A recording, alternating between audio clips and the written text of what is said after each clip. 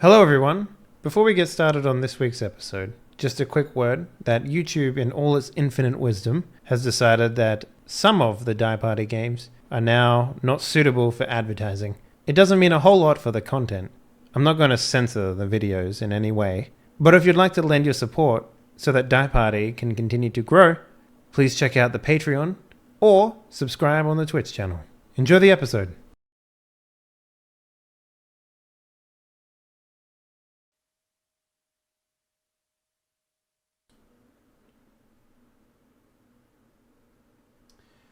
Hello, everyone. Welcome to the very first episode of Fan Party. Something. We're going to. This is a pretty new thing we're doing here. It's basically a Die Party episode where the fans can join in and take the role of the players. If you want to join in, it's absolutely easy to do. Just head on over to the Discord channel and join up there. There will be one game or one session of this a month, and you have the opportunity to extend that session out to have multiple tables. By default, we're going to have three, start off with three, and then we're going to expand it out for more tables and more seats if people desire it. And every game will be a different system as well. So we'll have a system in place during the week, during the month, where you guys can vote on which system you actually want that to be, as well as guest tables for guest GMs like Wreckage and a couple other people who would want to join in. And GM for you nerds. Anyway, today we're going to be playing Shadowrun Anarchy, and I've got my, I guess, victims here. Say hello, everyone. Hello. Hello, everyone. Hi. We got Heavy Metal Man, we got Labozo, and we got Mayakot. I hope I said that right. Probably didn't. No, you didn't. Well, good, perfect. That's the way that we roll. So we're gonna do a little bit of character generation here. I went ahead and made a bunch of templates for everyone to pick. So let's go around. Let's start with Heavy. Heavy, do you have an idea of what your character is going to be today? Not at all. I came to this wholly unprepared. Okay, perfect. Well, do you know at least what race you want to be? Yeah, I think I'm going to be a squishy meat human person. Meat human person. Fair enough. Now, you can pick from a street samurai, a rigger, a hacker, a summoner, a mage, or a technomancer. Do you have any ideas on which one you wish to be? My heart says street samurai, but I'm not entirely sure. Okay, well, street samurai is basically your average shooter man, fighter man, punchy man, whatever you want. Yeah, I think I'll go with that, yeah. Okay, cool. Well, let's whip a duplicate up for you. All right. And this will go to... Are you in here? I guess Stefan? Is that you? Or Jameis? I am the Jameis person. Okay. Boom. Now, if you check you know how to use Roll20? Not at all. Okay. We'll figure this out. So if you click on the tab that looks like a newspaper, the journal, it'll take you to a page with a bunch of tabs. Just go down to characters and then click on a copy of Human Street Samurai. And then all you need to do is open up the character sheet. For this game, normally the character creation is a lot more... It's a lot bigger. If you want to find out how that actually works, you can check out the Die Party Surge game that we have going on, where we did do character creation. But I've boiled it down to a bunch of stuff. And we'll go over that in just a second. Lobo, what do you want to be? Yeah, Lobo just left to another channel for some reason. Oh, that idiot. That idiot. Yeah. There we go. Lobo, Thanks. what do you want to be, you fucking idiot? What class is best at seduction? There is no seduction in this game, so Oh, is there? Well then. everyone has charisma. But if you wanted to pick the race that's best at charisma, is probably Nah, or charisma's best charisma, right? Am I right?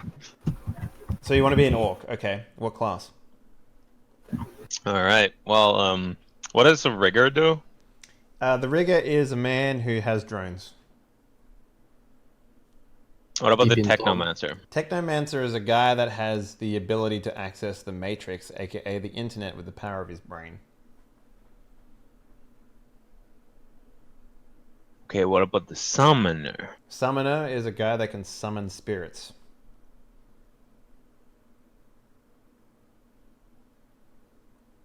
Or, very adept at summoning spirits, I guess. I think I'll be an orc hacker who wants to get romantically involved with everything he hacks. Okay. I mean, you can try and be Bike Man, but you won't ever be Bike Man. So there we go. Just want to say that. All right. Okay, so we'll duplicate that. Close that down.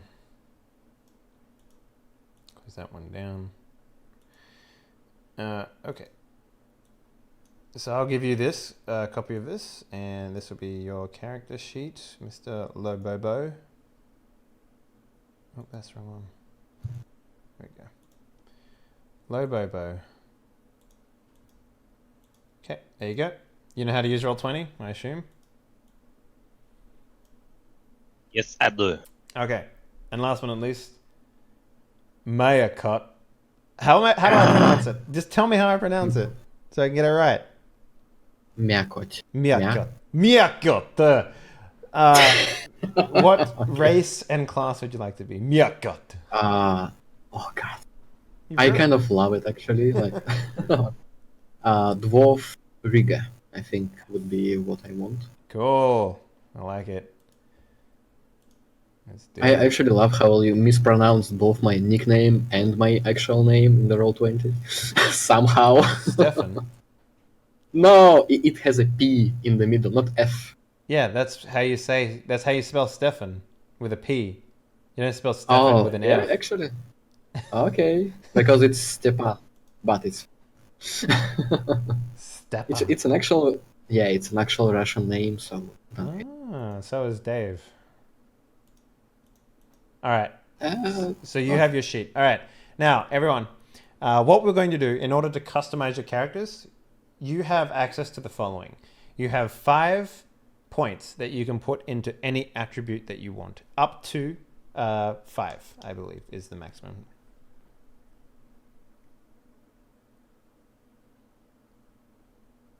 you would have to get over like what all of the stats do, I think. I don't Okay, strength is basically how much damage you can take and how much damage you can deal.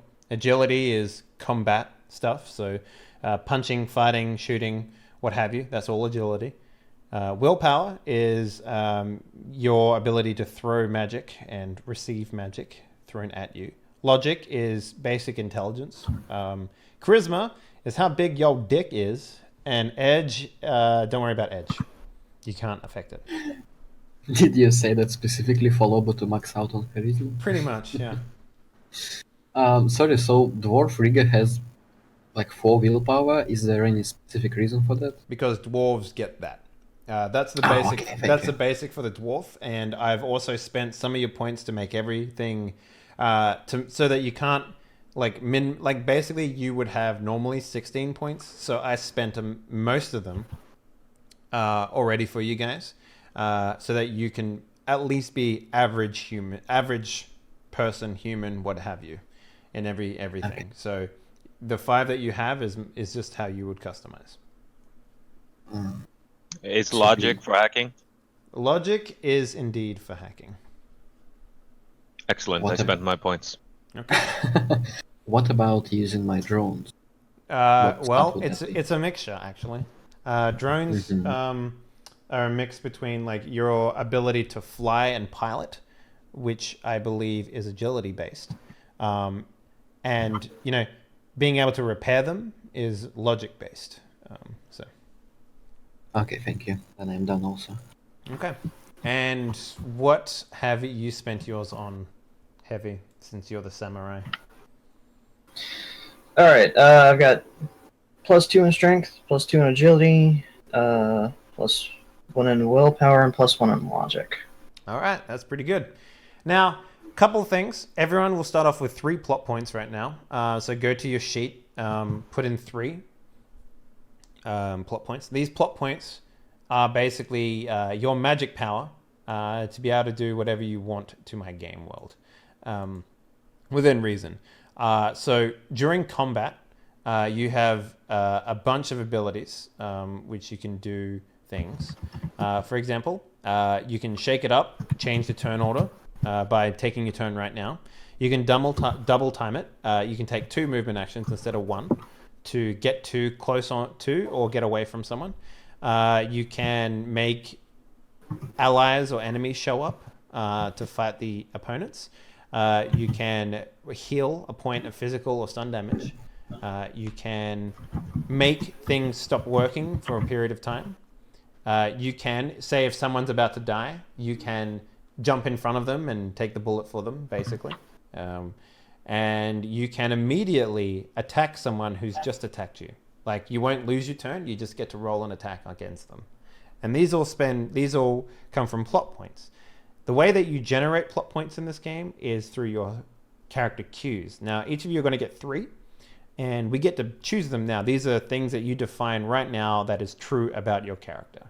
So does anyone have an idea of what is 100% true about their character? Yeah. Okay, Lobo, what is yours? We'll start with you. I'm gonna hit that.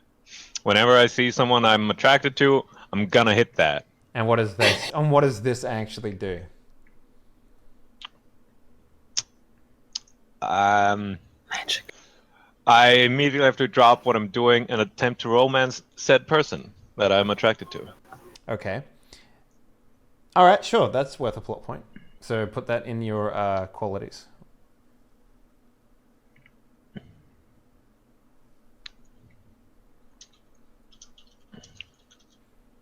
All right, what else you got?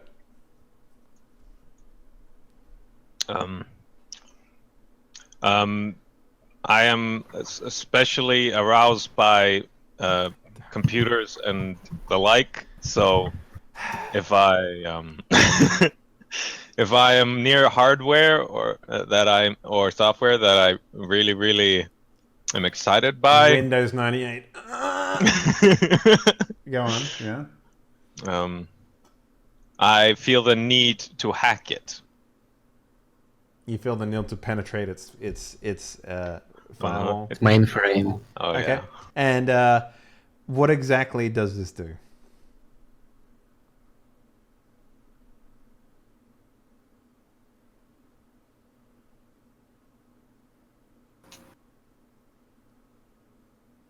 Are you thinking? It makes me very compulsively just hack things higher than maybe a normal rate. I don't know. So the thing you got to understand is that these can be used to say something is true about a scene as well. Like, for example, if you want to jury rig something, you can say, I can fix that, right? Which for the most part means that you fixed whatever it is that it is. And you won't have to roll. But I'm not going to let you hack something for free, right? I'm not going to let you walk up to a computer and be like, I'm sexually attracted to this computer, therefore I can hack it and succeed automatically. That's not going to fly. So what exactly do you want to get out of being so compulsive that I know you hack things when you see it? I'm worse at hacking low-tech stuff, but if it's high-tech, I'm better at it. Okay, I would accept that. So let's say you'd get a negative for hacking things that everyone, like, you know, things that you haven't seen before. You are better at hacking because it's whatever. So let's say for hacking mundane things, like everyday things that you and I might have, or any other street runner that you run into, it's a -4. For hacking things that are unique, actually make it a -2. For hacking things that are unique and one of a kind and you've never seen them before, and I will tell you what that is, just so you know, you get a +4. Yep. Sound good? Yep. Okay. And last one. What do you got?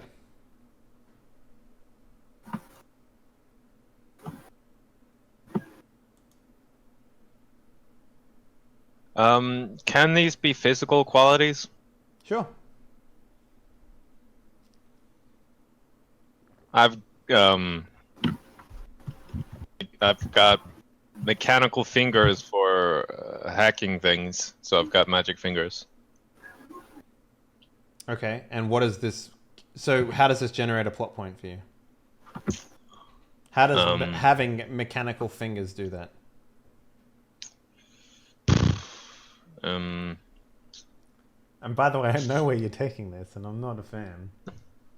I don't. I'm not even sure where I'm taking this from. Like seriously. But You want to finger bang computers? Is that what you're trying to do? yes, that is what I'm trying to do. All right. Well, how do you get plot point from this?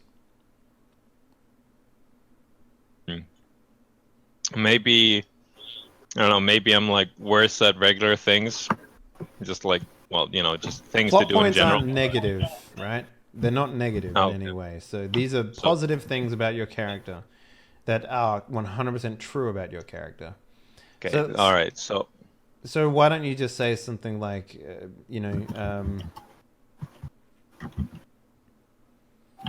I can plug my fingers into a computer and have faster access than I'd otherwise have. Okay, how about this? Magic fingers, right?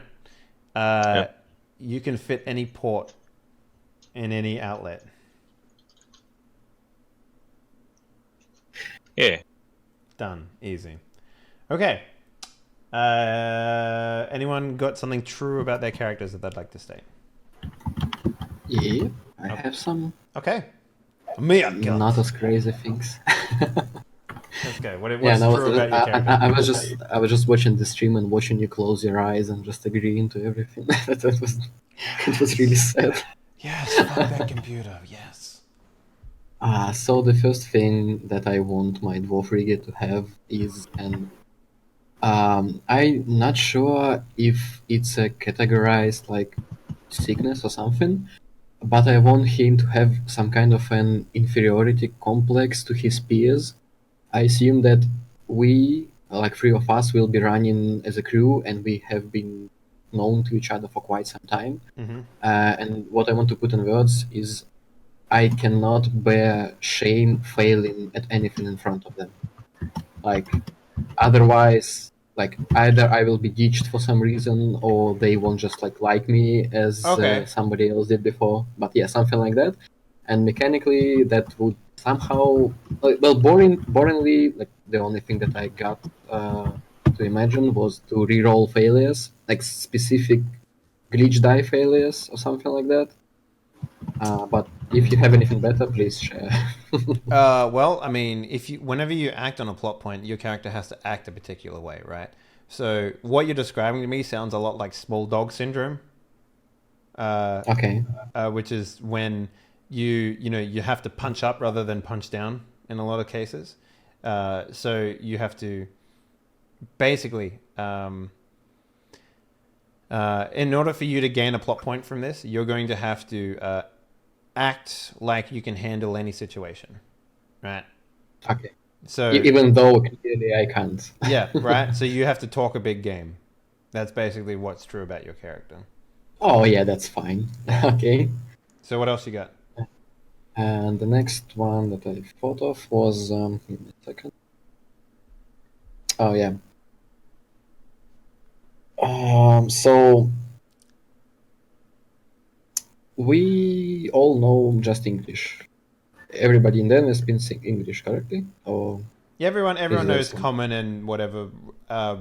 Like if you're an elf, you know Elvish, right? Like that's pretty much how the game works. Are there like nationality languages in Shadowrun? Like I don't remember. Like is there an actual Japan, Russian, and other languages? There is, yeah. Okay. So I want my character like in under extreme duress situations to shout things in Russian which his teammates do not know what do they mean. But again, because of the amount of time they've spent with each other, they know that whenever my character is shouting in Russian, everything is extremely bad, and they gain a certain like bonus die for that? Like that's what I was going for. Well, they wouldn't get so mechanical wise, it's not like think of it as a narrative cue, right? It's Okay. what you would if you did that, you would gain plot points. Like if you made it so that your teammates couldn't understand what you're saying because you're speaking in Russian, that means that you would get plot points. And gaining plot points is really good. So, you know, you don't have to think of like what mechanically you would gain from it, but this is true about your character. And if you do this in character, then you get plot points. So Okay, thank you. Then that's what I want. Yeah. So like under extreme duress or like any stress, I would start shouting at language nobody else understands. yeah, so um um yeah. And there So was supposed to be so what was the last one he had? the third thing is okay. That's so I don't have to think of a mechanical benefit, just something true about the character, correct? Something Because true I about your kind of- character, yes. Okay, because I kind of got that wrong at the start. Okay. Probably he cannot stand talking to pretty women at all. Like he uses his technology in any way possible, sometimes leading to like catastrophic failures. Like maybe during one of the runs when we were talking to Mr. Johnson or something like that, I would like use one of my drones to use like a flashbang or something to flee the scene because I was too shy about it or something like that. Okay, sure. So yeah, you can't handle talking to pretty women. Write that down, and anytime you act upon that. So here's the thing, right? You can say that that's true about your character, but you can also just ignore that and talk to a pretty woman when you want to, but you just won't gain plot points. That's basically what this means about what your character is. So where do I write all of this down? Just in the quality section. There's like some boxes quality. there. Okay.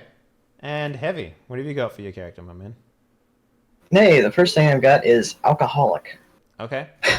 So what's that? You're a high functioning alcoholic, or do you just feel the need to drink all the time? What's the difference? I see booze, I drink it, man. Okay. All right. So whenever you act like that in the game, whenever you drink a random bottle of what looks like alcohol, you will gain a plot point. Hey. All right. What else you got?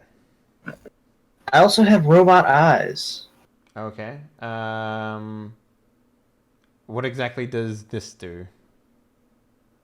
Because remember, it's something true about the way your character acts, not so much about what type of amps they have.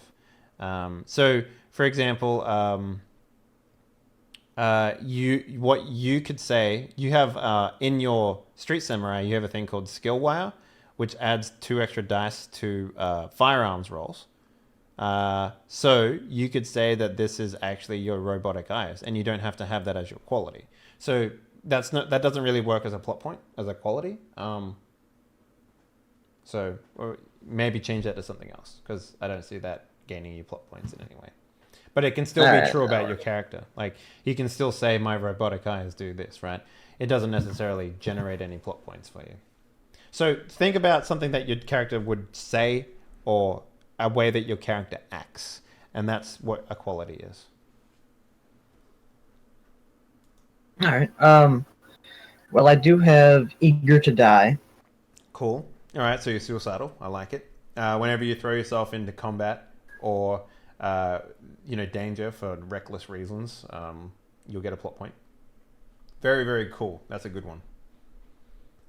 Considering plot points are used in combat, it's pretty strong to just be like, fuck it, and just throw yourself into like a minigun just to gain a plot point. I like it. What else you got? You got one more? Yeah, I think I'm gonna go with music enthusiast. Okay, and what is that, and how does this work exactly? I listen to like whatever weird ass music I like. Okay, how about this? Because there's one more point to this character creation, and it'll come after this. Find something else, and something true about your character, like a statement that maybe you have a catchphrase or something like that, right? All right. Because that'll come up in just a second.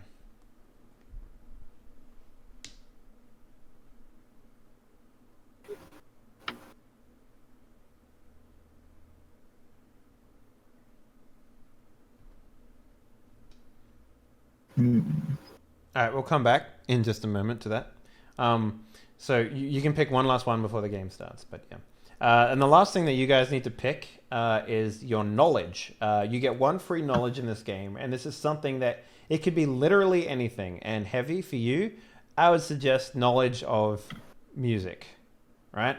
You're a music enthusiast. You know everything. Like when you hear music over the radio, you would know who's playing it, that sort of stuff. It doesn't really mean much to the game, but sometimes it can be very useful to finding things out. So, Lobo, what would you say your knowledge is? I read like all the magazines about the newest tech, so I can recognize, any new tech just from a glance. Okay, sure. Tech enthusiast, I like it. Mia God. What would you say your knowledge is? God damn it! I'm going to like cut it out and use it somewhere in my life. I would probably have a knowledge of gambling, like set games Oh. or something along those lines. Okay, yeah. Gambling. Yeah, cool. I like it. You would know the risks of each type of gamble. Like if it's like a casino, like maybe knowledge casino games. Is that? Yeah, and then I want to and then I want to like focus because like tied up with the what did you call it? Small dog syndrome. Small dog syndrome. Yeah. Okay, yeah. So I'll have to act like high and mighty everywhere, or at least he did up to a certain point. Mm-hmm. So basically, gambling at a point of not professionally, but stone-faced, cold, always bluffing, not even knowing what he's really doing, but acting like he does. Oh, like perfect. That kind of knowledge. You have a poker face? Okay. All right. Yeah. So you can That still have knowledge. knowledge casino games, and that'll still come up really well. But that's pretty cool about your character that you've like I can just imagine you practice because small dog syndrome. Like the way that it works is you've ever seen a Chihuahua try and like fucking bark down a big giant dog before? Yes. That's small dog syndrome, right? Chihuahuas have that shit, and that's basically what your character is in a nutshell. That's what I want to. Yeah. And Heavy, what would you say your knowledge would be? Yeah, I think I'm gonna go with the music enthusiast. That sounds pretty good. Yeah. And have you thought of a last cue? I have. What do you got? I'm gonna go with wet blanket. I have zero patience for my compatriots. Perfect. All right, I love it. That's great. That's brilliant. That's a brilliant one. Okay. All right. For somebody who doesn't really know the sayings, like what does it blanket So mean? you know when everyone's having a good time, and then there's that one guy that's just like, "Fucking man, you guys suck." That's a wet Okay. blanket. The guy that brings everyone down because he's such a fucking bore, right? That's a wet blanket, you know. Yeah, okay. All right. So, guys, basically, Lobo, you're going to enjoy this. You guys have been hired by Mr. Johnson to basically recover a prominent researcher from the hands of a rival corporation. He's been working on a prototype reflex enhancement piece of cyberware. And, he's basically your role is to go into the operation, into the building, find the researcher, take him to safety. He will be willing to go because he's the one that hired Mr. Johnson, and also recover the prototype and bring it with you. If you can do that, you will be paid handsomely. The prominent researcher, her name is Jessica Singh. And it's basically the corporation that you're going to be going into is called Neonet. Now, there is a predetermined location where you need to drop him off or her off, and after that, you'll get paid. So the Neonet facility is a sleek, modern, angular-looking building. It has soft lighting and white and off-white hallways. From the website and any piece of information that you guys have found, you find things like top-notch exercise facility, perfectly servable cafeteria, overwhelmingly positive security presence, and with expert technicians and engineers from, the neuronet days, basically. So you guys have just moved into the new Matrix, and a lot of this sort of technology is burgeoning, basically, and a lot of people are paying for that sort of stuff. The facility also houses high-end cyberware design and testing equipment, and they're working on a lot of really interesting technology in there as well.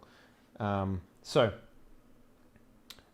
basically, you guys have been tasked with infiltrating this place. How would you like to get in? I want to get hired. You want to try and get hired? That's actually pretty interesting way of doing things. What about? Oh, by the way, what are your characters' name? What are your characters called?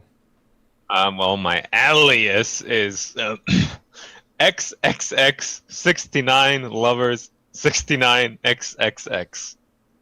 Could we just call you Chad or something like among those? Your name is Chad. Okay, you'll be called 69 from now on. All right. Agent 69. Yeah. Agent 69. Okay. Can you do me a favor and change your in Roll20 change your character name to that? So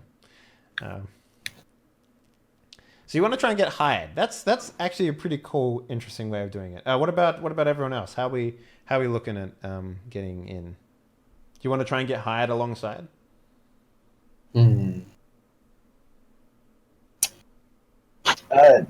Honestly, whatever works. I might follow his lead on it. Well, I mean, you have as much time to prepare as you want, right? This guy has been waiting for a while, and he'll continue to wait for as long as it takes for you guys to get in. Okay. But, you can't take months to infiltrate the place, right? That'd be really silly. Yeah. Getting hired sounds like an extremely great idea, but as far as I remember, Mr. Agent 69 were all seamless. So that would pose quite a problem. Like, we would fail all of the background checks. Yep, you would. So you would need to first somehow get your hands on a fake SIN, and then try and get hired. So it is possible for you guys to do it. And some of you actually might even have fake SINs already. So the Street Samurai has a vehicle.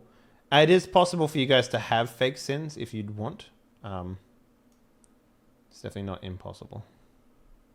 Okay. Oh, dude. I could have a fake SINs as just like some regular office worker guy. And that's the reason why I have 2- on doing technology stuff, because I just hate working with basic bitch technology. Sure. Like that's what I like used to do and shit. Okay. Considering that we are still alive, we are not the dumbest of the Shadowrunners. Would a fake scene upheld like a check from such a corporation? Like, they are not like just a bar or something. Mm-hmm. They are a research corporation. Like, what are our chances with fake sins? Well, the fake sins, if you have it as a character starting option, it can be as good or as bad as you want. And that's the thing about this game. It's all narrative based, right? So there is no like one or the other. It's pretty much like that's the way it goes. You either have one and it works until it doesn't work. So. God damn it. Well, yeah, that's the most silent option I can think of, like out of all of the else. Okay, so I could see everyone aside from Heavy's character. Heavy, what is your character called? His name is Eddie Brock. So Eddie Brock would probably be the one that is the hardest to find work. Mostly because your skills involve stabbing motherfuckers. It's going to be very hard for you to get hired in a corporation that works in future tech. So maybe you'd come in as a janitor or something along the like.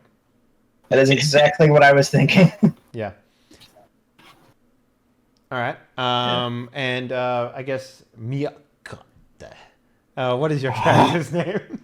You ruffle me so much, but I love it. My name should probably be Giga or something. Giga? Okay, cool. Giga. So we've got 69 lovers, 89. We've got Eddie Brock, and we've got Giga. The orc hacker, the human street samurai, and the dwarvish rigger. Sweet. Yep. All right. So you've all, spent the last 2 weeks going through the application process, and you've probably had, people on the inside being bribed, what have you, to basically get you in. You've all come in at certain levels. I am going to say that both Eddie and 69, you guys have come in at a pretty high level. I would say that 69, you've probably been hired because of your, eagerness for the most part to go into R&D, which is research and development for everyone who doesn't know. Eddie Brock, you're probably janitorial. So you've come in and, you don't really have any notable skills. So you would have access to a lot of maintenance rooms and stuff like that. And I would say that Giga, being that you are a rigger, you would probably have access to the manufacturing facilities and stuff like that too. Because you would probably be along the processing line rather than the R&D. Yeah. So That sounds about right. you guys probably do 2 or 3 days worth of work before you try and reach out to Jessica. So what exactly are you trying to do in order to start this off? Keep in mind that you won't be able to bring in any gear. You can't bring in guns. You can't bring in drones. It's going to be very hard for you guys to do all that sort of stuff. Do you want to try and maybe set up a drop? Spend the last couple of days doing like smuggling in stuff so that you can, find your gear. Right. My first question is this a rescue mission or a kidnapping mission? You are retrieving the scientist from this place. Okay, that's all we get to know, huh? Mm-hmm. Yes, and you're also stealing the Prototype. Yeah. I have Do an I idea. work with her at all? You would work with her. You would probably be not with her, right? But you would be in the same region of the building as her. Have I seen her? I mean, you could have. Your job is to retrieve her. So, What's her charisma? what are you asking me? Just wondering how attractive she is. All right, we'll find that out. Now, Giga, you were trying to say something? Yeah, I was about to ask if during my first days of work, because, well, considering it's a research facility, most of the work comes to the R&D development, like the part of the facility, but the engineering actually rarely has to do a lot. So they probably spend their free time in some illegal ways. I would say that actually you're wrong in that regard. Okay. As part of engineering, you would be working on the prototypes that get made in R&D, right? Yeah. So you work hand in hand with R&D to do like manufacturing of chips and stuff like that. Because this is not like let's just 3D print a housing for a phone or anything like. No, this is like you guys are like building chipsets and brain connected tissue components and stuff like that. Like you're literally creating cyberware which goes inside of people. So there's a lot of back and forth between like the actual creation of the stuff and the the preparation and expenditure of funds and stuff like that, which is what R&D does. So to answer your question there, Lobo, I rolled a 1d100 with 100 being like the hottest and 1 being the least hottest, and she got a 95 on that scale. Basically, I want everyone, including chat right now, to imagine the most attractive woman you've ever seen. Now I want you to add more attractive qualities to that person. Add in the hair color of your desire. Add in the eyebrows and facial features of your desire. Add in the body type of your desire. And that is pretty much what this woman is. Here's or what's you can going to just open happen. Twitch. I think, Giga, you're going to have a very, very, very hard time talking to this woman. So, yeah. So, what I wanted to try in the first place was to use gambling somehow during the lunches or the night hours of the work Mm-hmm. to get by with the people that work here, for years or at least for months, to know some things, to learn about the places where we could stash drops, Okay. when shit Yeah, goes no, down, and that's- we could have some fun. That's fantastic. That's a good use there. So take a plot point for one. Oh, thank you. And Where do I note it? so up the very top of your sheet there is edge and plot. So you can only have up to 5 plot at any time, so you can spend them to do whatever you like. Okay, thank you. So here's what I would say. You're probably sitting around with a couple of engineers and, throwing dice or bones or whatever it is, maybe doing like a poker table late at night, one night, something like that. And you're sitting around and everyone's, it gets to the point in the night where people start putting their tires on their head, because they're getting a little sloshy from losing all the money. Because you're probably hustling them pretty good, given that you have a bunch of gambling as your, you have a knowledge in gambling. Not only that, but I cannot lose. I have to beat everyone. That's the problem. Yeah. And the other thing is too, because of your knowledge, because you have a knowledge of casino games, you could they could say, oh, fuck it, man, 5-card stud. And you'd be like, bring it on, bitch. And you could still flog them at it, right? They could name the gambling game and you could flog them at it. That's just how the knowledge system works in this game. Okay. So, basically, the conversation you managed to let's get a charisma roll from you. So the way that this works is when you're versing a character, you bring in the character's stats, and that's the difficulty. But if it's a generic roll like what this is, I'm going to give you a difficulty. This will be average, so I will be rolling 8 dice. Now, do you have any skills related to? Let's take a look at your character sheet right here. What have you got? I don't. You don't? I'm just checking. Okay, so that's fine. What we can do is we'll give you a +2 for circumstance because you did a pretty good thing for setting this up. So if you could roll charisma, so write /R space 5d6 and then greater than, which is the arrow pointing to the right, 5. Mm-hmm. And basically the way that the system works is anything a 5 or a 6 is considered a hit, and you just need to get more hits than my roll. And if you can do that, you'll find the information that you need. This is not the system for me. The only way I can roll properly is in 1d100. Yep. Okay, there you go. So this is you're gonna be versing 8 dice. So good luck. Need it. Yeah, with 1 success. All right. So 4 successes. Unfortunately, you start to question them about where's a good place to have a cigarette or smoke some pot or something like that where people can't interrupt them, right? Or look through their stuff.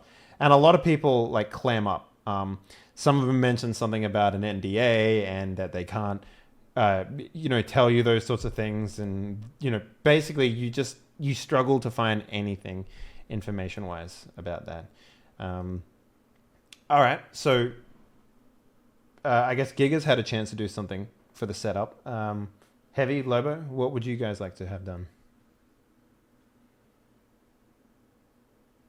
Can I spend a plot point to seduce Jessica? No. Damn it! What about attempting to just getting her to be attracted to me? Because I'm this muscular orc who actually knows a lot about technology. And she's a human, so the answer to that is never. Oh, come on, really? Mm-hmm. Come on, no, that's wrong. It's racial stuff. Come on. So here's what you'd need to do. So if your attempt is to just try and get her to be in love with you or be attracted to you, You would have to first spend a couple of days with her, and you would have to be able to get into her group of people. And considering that she's like the lead researcher here, that would be you would have to spend the time to do that. And getting into her group of people would actually be like a very good use of setup time, so that you can easily remove her when she's ready to go. Yep. So because she's like at the maximum level of hotness that a person can get to, she will know about her attractiveness, unfortunately, which means that she won't be willing to accept just anyone. So what about your character makes you acceptable for someone of that caliber without, intoxication or anything factoring in?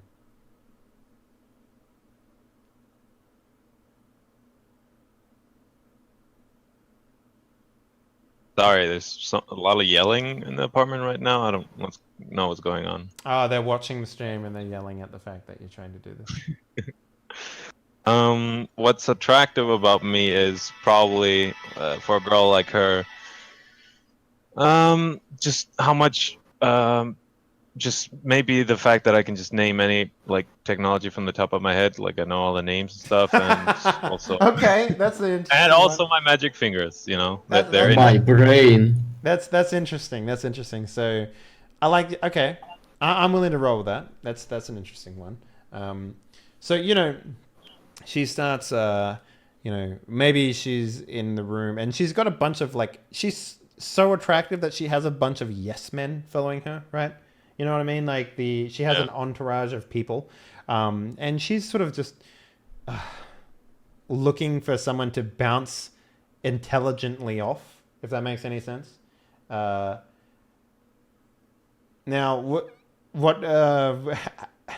she's probably having a conversation with a bunch of people, and they're just like, "Oh yeah, no, I agree 100% that this distribution of this operating system is so much more worth your time, Jessica. Absolutely, 100%. You should definitely learn that." You would walk up and you'd probably say something along the lines of what? Oh, I think this one has very many properties to it, and it's quite balanced out. As you can see, it has a much smaller failure rate. As to the specific name of the thing she was talking about, version and date it was manufactured, and I'd very much look into it if I were you. It's very promising software. I've never seen you before. Who are you? Are you a new hire or something? I'm a new worker called Brad. Oh, that's a interesting point you bring up there, Brad. Why exactly is that distribution better? You mentioned that it has a smaller failure rate. Yes, as you can see, lengthy dialogue plays here, and that's about the gist of it. Interesting. So, I do like the idea that it works better with modern day CPUs. You do have that point going for you, I suppose. Yeah. And during the time, like the other people are just like, I've never heard of that distribution. You should go with the original one. Shit like that, and you basically refute them in every way using your logic and understanding and knowledge of the products that you're talking about. And she's quite impressed with what you have to say. She also has no idea that you're the Shadowrunners, hired to, I guess, retrieve her from this place. But you have successfully infiltrated the group. Yes. Whether or not that means that you can, do what you desire is another thing. But yes, you have managed to make your way into the group. You are known to her now. And Heavy, what would you like to do? Being the janitor, having access to maintenance and stuff like that, you would probably have the best opportunity to hide things out of everyone. But that's up to you whether or not you want to spend your time doing that. Yeah, I mean, it would totally be beneficial to do that. I'm gonna stash some stuff. I'm gonna be familiar with the layouts and the floor plans. Mhm. So we get like a montage of you, like, you know, mopping, pushing like that little cart, that sort of thing, with all the cleaning stuff on it, and maybe you dump a, you know, like an overnight bag or something like that with like the guns and stuff. By the way, guys, if you could go into your weapons, you can pick from that list, that entire list. You can pick one melee and one ranged weapon to be the gun that you have. So if you go to your sheet, you get to pick one or the other. Call me stereotypical, So but no, unarmed you Done. get to keep. So unarmed is always there, obviously. That's like punching people. But yeah, if you just click the modify button, you will see like a little trash can show up. Just delete all the ones that you don't want. Oh, okay. Oop, you deleted the wrong one there. You got rid of the. Yeah. What was the? That was the knives. Knuckles. Knuckles. Then knuckles and knives. Yeah. Okay. Knuckles and knives is. Hang on, I'll just fill it out for you real quick.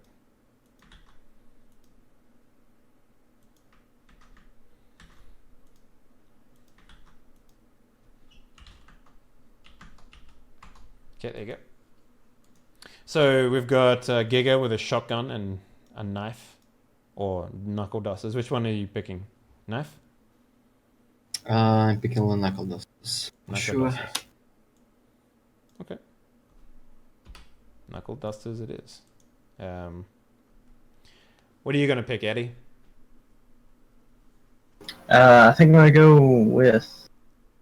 I can see the name. I'm gonna go the assault rifle and an axe. Hell yeah! All right, I like it. And what about you, 69? What are you picking? Shotgun and an axe. All right, cool. All right. We love close quarters. Yeah, you guys have got some pretty close quarters stuff going on. So, you know, we get like a montage of you just dropping a bag like behind like a wall or something like that. You know, like a tile wall or something along those lines. And yeah, good job, guys. We've successfully infiltrated and done what we needed to do. So how do you want to alert Jessica Singay about how you're going to start the procedure to evacuate her? Let's do it with subliminal messages. Agent 69, you got any ideas? Agent Like 69.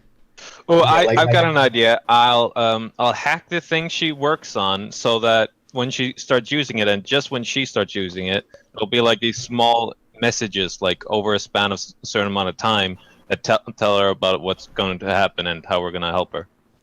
Interesting. Okay, so you want to hack her terminal and leave information for her there? Yeah. Okay. Won't it like lead to an alert or something along those lines? It really depends whether Lobo fucks that shit up or not. Let's see. It's really risky, you know? So, let's get that hacking going then. All right. So this will be a pretty hard hacking test. And because of your, you know, mundane hacking, you get, so this is like, oh god, era 37 computers. Ugh. You take a -2 on this. So basically, the way that this is going to work, if you take a look at your sheet there, lovers, you get Code Slinger. You get +2 dice for hacking test. That's already been added. You're going to be rolling 11 dice here. But you also, when you click the roll button in your skill, in the modifier section, just put -2. And that'll remove 2 dice from your roll. Okay, do I roll now? Yes, you roll. Okay, so you got 2 successes. Now, you also have the ability to use Edge in this game.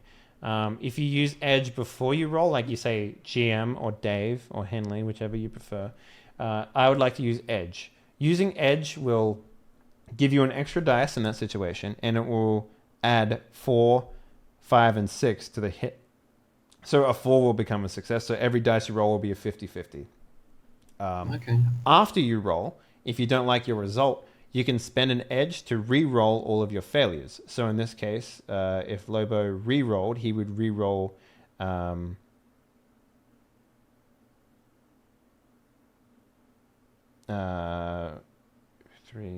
4, 5, 6, 7. You would re-roll 7 dice. You gonna spend that edge to reroll? Well, wait until I've rolled mine, because you might succeed just by Okay. natural. So, yep, there you go. Oh, yes. So, yeah, so we get like a little thing of Jessica coming in, and when do you want this to happen? Like, what is the message going to say exactly? Time, date, location, Which is and son of a bitch. like, man, welcome to role playing. All right. So in a month, In a month, do we have access to helicopters? no, but well, let me ask you this: how would you have access to helicopters? Like, you would have to know a pilot, and you would have to have paid that pilot and hired his helicopter to do this. That's the only way. But yes, you could have, helped her get to the roof of the building and helicoptered out. That is 100% an acceptable answer to that question. But you tell me how you would have a helicopter. Could I propose a plan then, Lobo? Would you allow me to? Yeah. Yeah, so since you are in her inner circle, it'd probably be the easiest if me and Mr.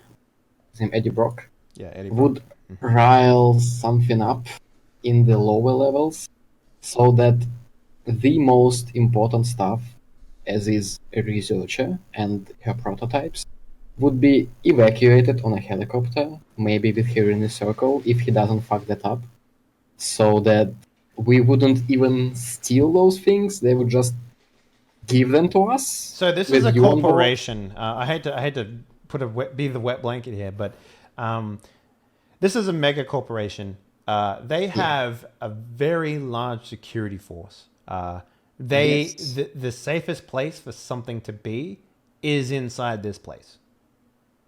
Even if it's This is like Okay. breaking out of a prison, basically, is what you're attempting Okay. to do right now. And to take the prototype and her out, that's why it's difficult. You've successfully made it in and you successfully put your gear inside, but now you need to get her out as well as the prototype. So just causing a stir is not going to, like, they're going to send whatever detachment of security force they need to deal with that stir. That doesn't mean the rest of the corporation is going to, go on high alert. and that's the problem. Yeah. That's the problem. We have the time to rig the entire facility. If we, an engineer, and sorry, what was he working as? As like what's the word for that? Господи, Eddie Brock. Like, what are you working as? I've forgotten. I am a janitor.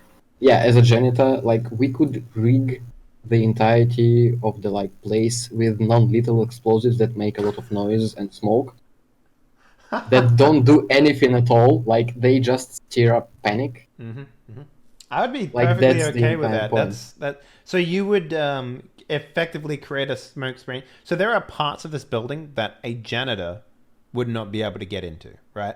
Like, for example, the janitor can't go to like the high level business executive rooms. They have, your security clearance is about as high a level as a janitor can get to, right? But you can effectively create a pretty big distraction if you wanted to. Okay. In terms of like where, like, you guys haven't even looked for the prototype yet. Did you want to try and find that maybe? Yeah. I wanted to as soon as the turn order would go back to me, like after Lobo is done. Okay. So yeah, I mean, if you want to spend a bit more time preparing, we can do that too. So maybe we get then this would definitely be a stealth roll if you wanted to put down the smoke bombs that Heavy would need to make. And I believe Eddie Brock, you're the worst at stealth, if my character creation was correct. But, you also would have the bonus of, being the right person in that position. Like, you're a janitor, right? There's no reason why you shouldn't be in those places. It's more about, like, whether or not you can put them in a place that another janitor can't find. That's sort of the problem there. Like, there's not going to be any risk to you. The only risk is the stuff not being there when you want to set it off. The best kind of risk. Yeah, everything is a risk. We are in the center of a megacorp and we are trying to... Yeah, I like the idea. You're just like, boop, where's the distraction? There should be smoke everywhere. Boop, boop, boop. Yeah. Nothing would ever work. So that's kind of the situation there. That's where that risk is. So there's no risk to Heavy, personally, but his stealth roll would dictate whether or not you guys could plant the bomb successfully and hidden enough to make a big scare. I imagine that you would probably go for like the air system or the ventilation system so that the smoke goes a lot further into many places. Okay, so the thing is, like, the first part I want to tell is no. It should be in the places where the most people are in the most opportunistic hour, like a cafeteria break or something. Okay. To create the most panic possible. And the second part is, you know what, actually, for some reason, I just thought about it now. We should make a plan or something before. Like, we should have some structure to what we're trying to do. Because we're just flailing around right now. Well, it sounds like you guys want to get to the roof and have someone there waiting for a pickup. And that's pretty acceptable, right? Otherwise, you would have to fight your way out of the building instead of fighting your way up. I would argue employee parking, as I do have one car. Yes, you do. You have a vehicle, yeah. So we could just rush to my like Nissan Stanza and then peace out. Yeah, that works. That's a pretty good acceptable alternative. Though if you create a giant stir, the last thing they're going to do is let people out of the parking lot and stuff like that, right? Yeah, that's a problem. That's the other thing too. But yeah, it's so let's go with let's pick a plan and go with it, because too much thinking kills the momentum of a game. So I like this plan though. You guys can deal with the situation as it comes up. So whatever blockade they put in place, if they put any up, you will deal with that in that situation. So are we going to go with helicopter or are we going to go with the car? I think going for like in between. We go to the roof and then we sit blind down to the bottom or use parachutes and get in the car. Okay. On my drones, yeah. Okay, so you guys want to do that? Is that an acceptable answer? Yeah, actually, let's just parachute drop from a building. That's way too bad. Like, it's way too cooler than do anything else. All right. So as part of the smuggling operation, Heavy, you brought with you some parachutes. How many did you bring? I was planning on 4. 4? Okay, so 1 for each of you and 1 for Jessica? Absolutely. All right, cool. All right, so the plan is set up smoke and go to the roof. Parachute off and head to the tavern for a beer later, yeah? Yeah, something like that. Head to the Winchester for a cold one, yeah. All right, cool. That's a good plan. I like it. Everyone... Actually, parachute straight up to the bar and have a cold one right after we finish. Yeah. Immediately. All right, so let's get another round of prep then. You need to find where the prototype is, and you need to set up the smoke bombs. So Heavy, Eddie, let's get a stealth roll from you for setting up the smoke bombs. So I'm going to give you a +4 because you are the right person for this job. You have access to everything in terms of where the smoke bombs should be. You can put some in the air conditioning so that it spreads all over the building. You can put it in high security places. Those might be found if your roll is bad. And this is going to be, just so you know, this is going to be a hard dice. There's going to be 10 dice thrown against you. So you're going to get a +4. So you have, basically your stealth is rolling at 5 + 4. So you're going to be rolling 9 dice. And there's going to be 10 dice against you. So when you click roll, just click in the skill section. where there's a roller there for stealth, just make sure because the only reason why your stealth is higher is because your agility is at a 4. So, and your skill of stealth is at a 1. So that's what is happening there. So just add a +4, and then I will roll 10d6. Now, do you want to use edge before you do this?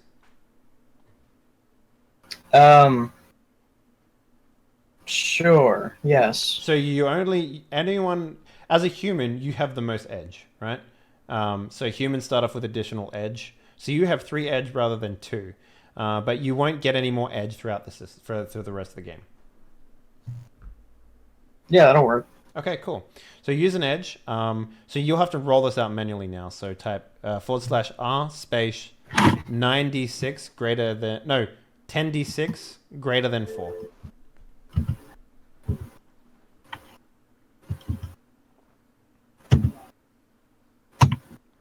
Okay, 4. All right, and then I will roll in fight. Okay, 3. Perfect. Yeah, you beat me. That's great.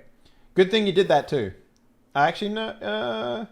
No, you would have been fine without it, but still, you had an extra dice, so all is good. So with 4 successes, you managed to plant them in all of the key places that you mentioned earlier in your plan. So the cafeteria, any places where people sort of come together, the foyer, security checkpoints, in the air vents, so that it goes off and spreads the air to other rooms that it wouldn't normally go to, that sort of stuff. And you spend the next 2-3 days doing that. And Lobo, you did your last role, which was contacting the lady, Jessica. Where did you want to meet her exactly? On the roof. So you want her to make her way to the roof by herself? Well, she's probably would be pretty good at doing that, considering she's so pretty and could just be like, just let me up there. Okay, so you're going to risk it all by making her go up there by herself? Alright, fine, I'll go with her, jeez. Okay, so where do you want her to meet you? Alright, I want her to meet me... In the bathroom, I closed down. Okay, perfect. Good stuff. Yeah, actually, yeah. So there's going to be like a closed for maintenance bathroom. That's a good spot for her to meet.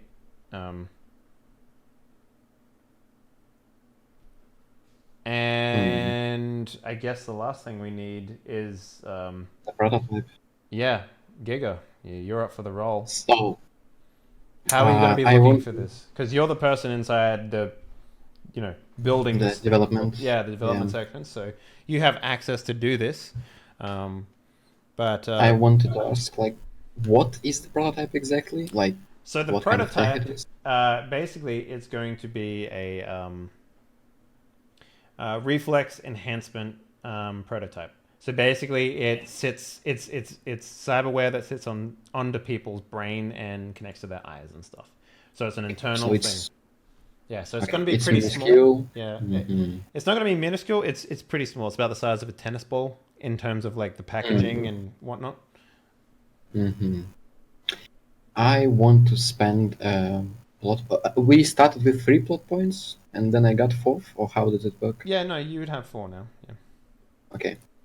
I want to spend a plot point, Mhm. to make it so that one of my previous peers, somebody that maybe the only person that has ever looked up to me as a technician, maybe somebody that I have in some way influenced further, work at this exact project and be there and recognize me.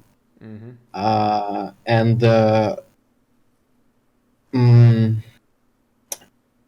not even trust me wholeheartedly that I won't do anything wrong with it. And in the most opportune, whenever we are going to start this operation, like at night or during the day, I would lie to him about something to move him somewhere else and just snatch it and go, because he would trust me with it. Here's and what not I'll use do. anything else. Here's what I'll do. Okay. Okay. You have spent your plot point, and you will get what you want, which is to say, you will find the device. So, So he goes, are you going in as, what is your employee name, right? If you want this guy to have recognized you, what is the employee name that you got hired by? Because it's not Giga. Unless your first name is actually Giga. No, that would be. It would be probably something like Mark or something along those lines, and he hates that name. Yeah. And like, Giga didn't want to like find the. He saw that person, and he searched for other ways to snatch that thing, failing miserably during that like a week or so from that we had, and he had to like resort to. This is basically his last resort because Okay. this person knows him before he was a Shadowrunner, and that's extremely Yeah. painful for me Okay. to remember. So he'll be like, hey, Mark, come here. Yeah, long time no see. I thought that what was have you got? you. Oh, dude. So glad you're here. Listen, Yeah, I can't tell anyone. I can't tell my family this. I can't tell anyone. could you? but- Well, yeah. Could we like? Could you tone it down a bit, like with the What, with Mark? with everything that you know me? No, with like, well, this is a megacorp. Like, Oh, if we know each come other, on. Don't be like that. we might Listen, get. I want to show you something because there is, like, you're the only person that I know from the outside world who, I mean, you happen to work here now. It's great because there's something I want to show you. It's fantastic. We've been working on it for a couple of months now. Come with me. I'll show you it. So do you follow him? Yeah, I like as much as I can master myself. I reluctantly follow him, Okay. trying to like not look I look anywhere but at him, even if he waves me around or something. So he takes you out of the production facility and you go basically up a couple of floors. This is like the medical bay for some reason. And he takes you into one of those rooms that is it's a surgery room, but it has like the seating above it so you can watch a live surgery going on. Okay. And he's like, do you see that guy down And there? I'm like, I'm not going in there. I'm not going in there. What? No, he takes you to the seating area. Oh, okay. Up top, and he's like, do you see that guy down there? Yeah, his name's David Cheng. The fucking idiot agreed to have our new reflex prototype installed into his system there. I'm putting it in him right now, actually. You sound happy? Oh, yeah, no, it's great. We actually get to test it on a live subject. You know how hard it is to go through all the procedure to have someone come in and do that stuff? He accepted it for an extra 100 New Yen on his salary every month. Can you believe it? That's low. You have to get him out of here. Like, could you? Are you kidding me? Of course I won't. No. Look, they're sewing him up right now. It's all done. We're going to have a live test subject. The next couple of months, we're going to be able to get so much data from him. It's going to be fantastic. If he leaves that month. Oh, don't worry. He'll live. He'll live. It's going to be fantastic. You're going to see it. So much actual property data from this. We're going to be able to take this to market pretty soon. Maybe even within the year. If he manages to, give us the data that we want. It's going to be great.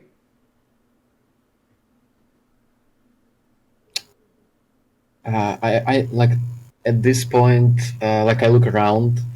He's in there, and the chip, like itself, is in there or is somewhere around. Nope. Like, The prototype's being I don't see. installed within his brain and skull. So It's it's in there now. That's great to hear. Thank you.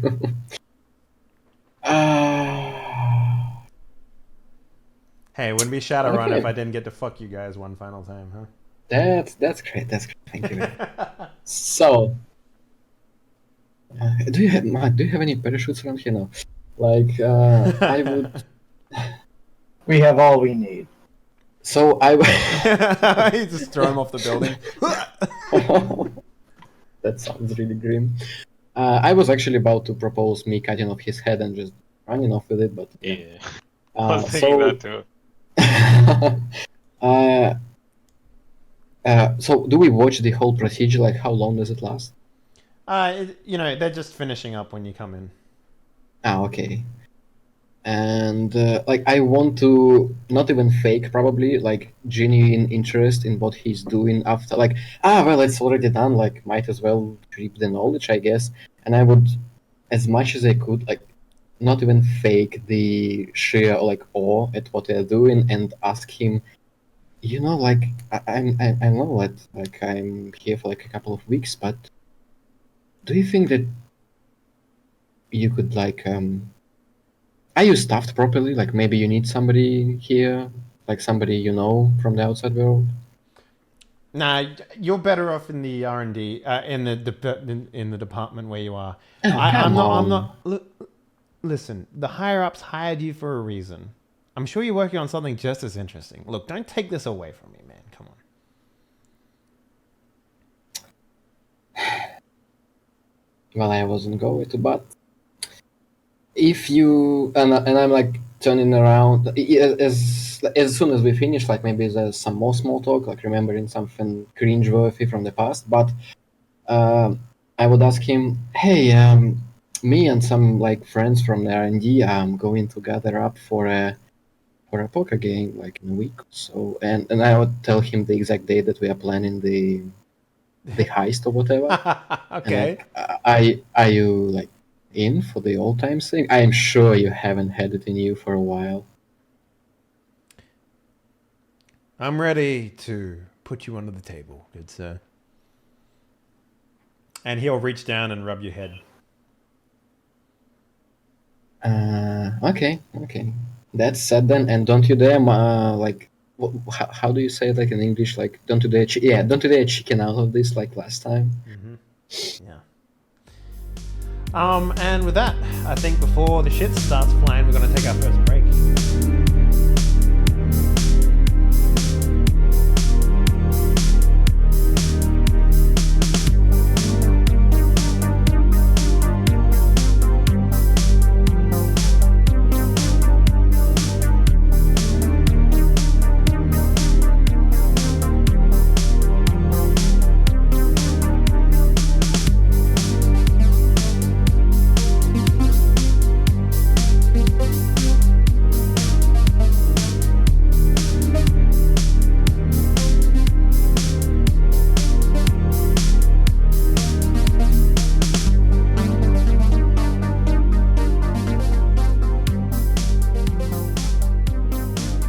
Woo!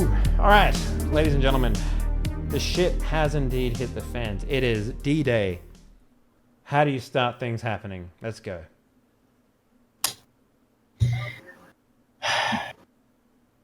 Oh god, You know where the prototype is.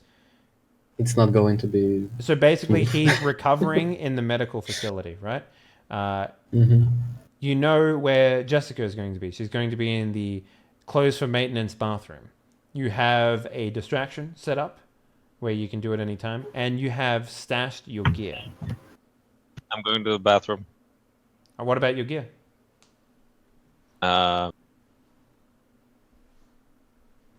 I guess I'll go get that too, and then go to the bathroom. Okay. So, Well, I mean, knowing that he was going to be in the bathroom with said lady, I would probably stash his stuff in that bathroom.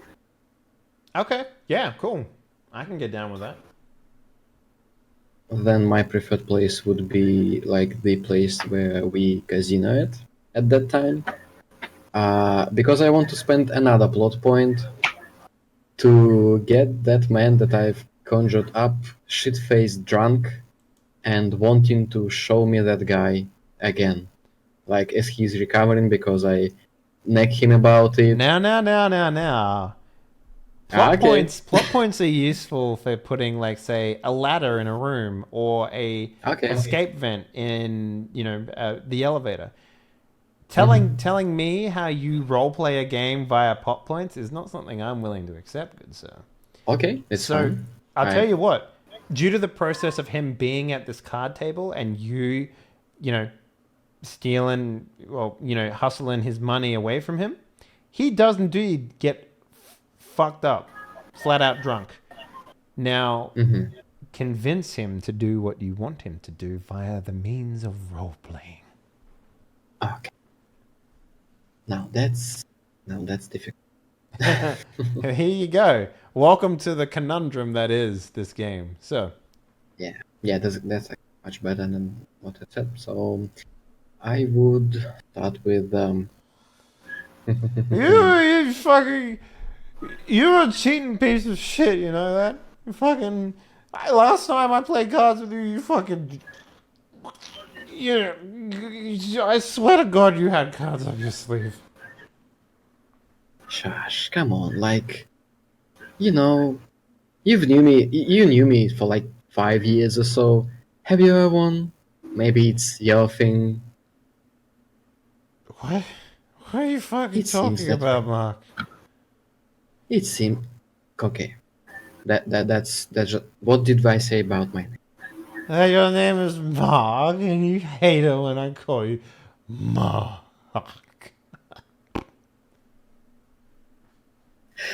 Is there anybody still around? Oh Like yeah, we yeah. were You know, playing you're with playing somebody? poker. There's probably like 4 other dudes Yeah. there, just nameless Yeah, dudes. okay. You know, and the guy's like raised, and he's like, "Mark, it's your turn."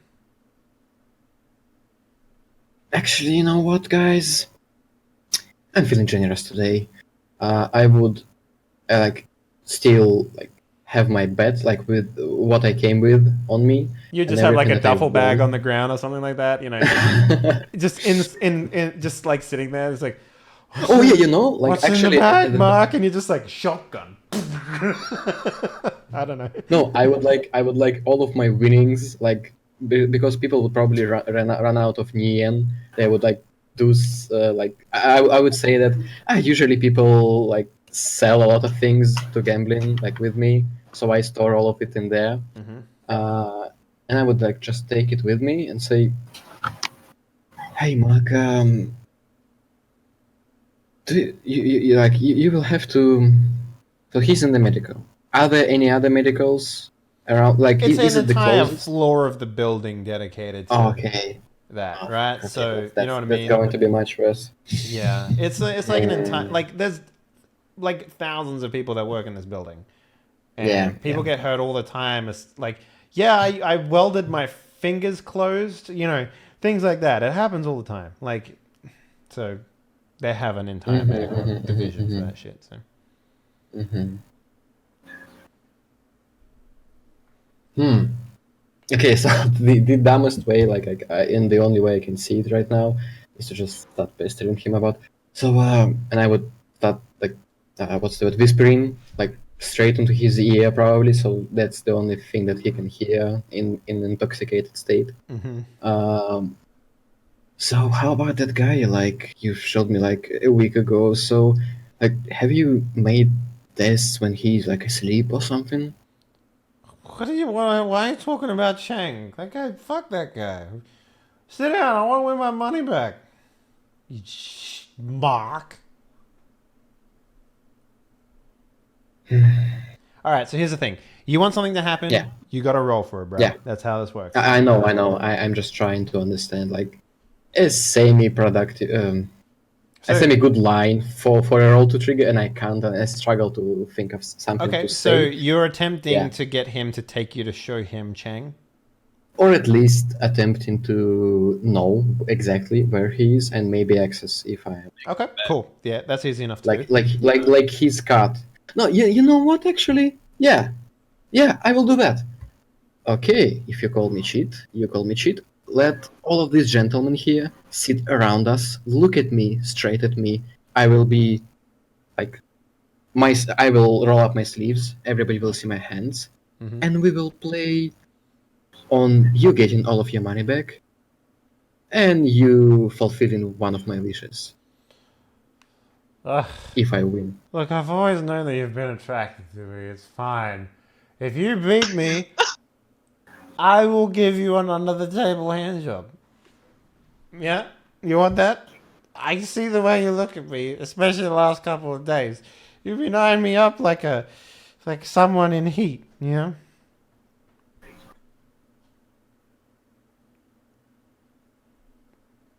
You're quiet now? What's going on? You don't want a bro job? Okay. Are the people around chanting that? Or only No, you? they're just looking at this drunk guy like he's a fucking idiot. Bro. Oh god. Or if it's not Man, that, what is this wish then? Huh? man, you've changed like hell. Like this whole Metropolis thing has done a lot to you, I see. Look, dudes I know turned into elvish girls, and some turn into cats, and some turn into rhinos. Don't Okay, fucking you know judge me, bitch. Mark. Don't kink shame, bro. Okay, you know what? You know what? I'm straight, and I will prove it to you. My wish will be to, you know, that girl Cynthia in the Med Labs, near that guy that you don't want to talk Oh, who about. doesn't Hell, know Jessica? you go, Mm-hmm. and introduce me to her, and you watch. That will be my wish. Watch what? What are you gonna? What, the introduction? Fine. I'll introduce you to Jessica. You give me all my money back. Oh, If you win, alright. So you give me back the 3,000 yuan that I lost at this table. And all I'll I intro- see is like 300. Like that's a pretty like, and then I roll like everything like that I have. Like it's 300 300, yen. I don't know what is like 3 cups of coffee. So 3,000 is probably more like what that's a. I know, and that's the entire thing. Like I, like he probably lost much more than 3,000. Yeah, But I roll probably. up 300. That's all that you've lost. Like here, like everybody saw that, and I wink at other people distributing cash to them. Yeah, man, you've been way too drunk tonight. Yeah, dude, chill out. And they all just palm like couple thousand yuan under the table, I guess. Yeah, Yeah. it's like fine. Give me back with 300, and I'll introduce you to Jessica. If you can beat Yes, me, you roll up them got that sleeves, right. you fucking cheat. I do that. All right. So let's see what gambling is. It's a skill. It's probably logic. Hmm.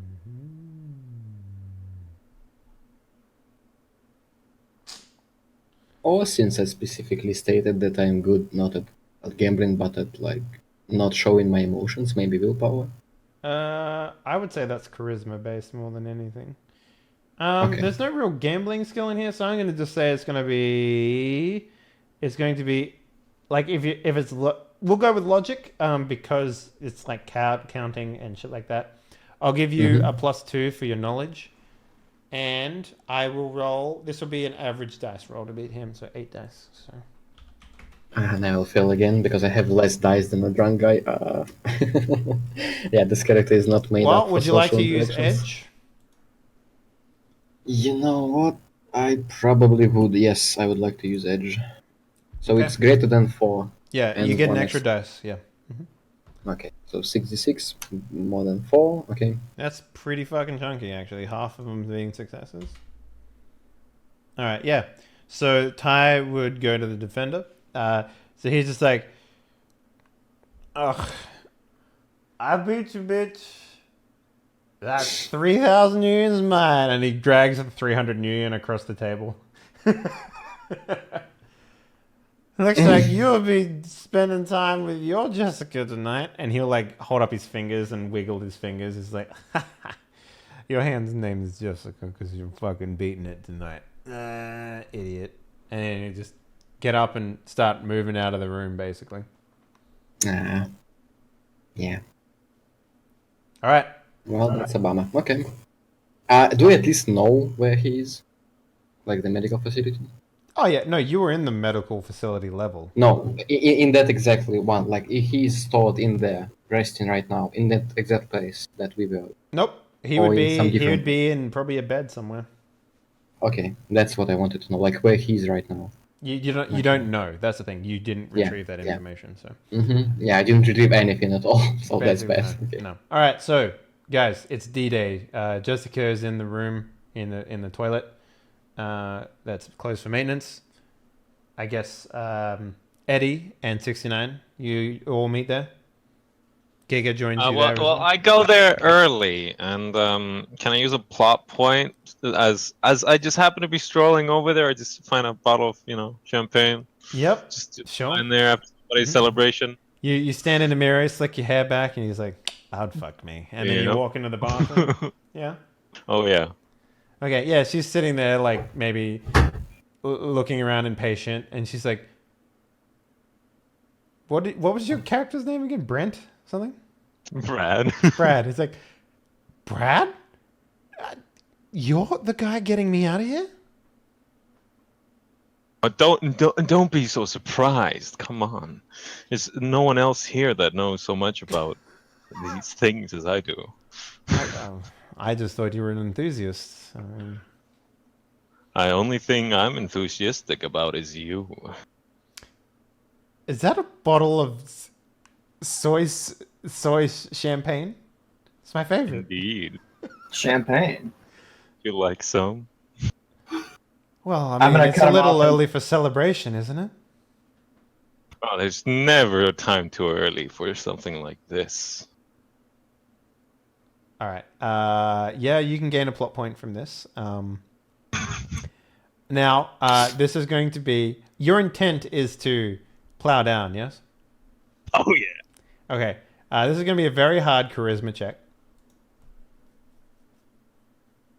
You might get lucky.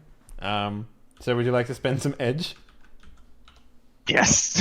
Okay.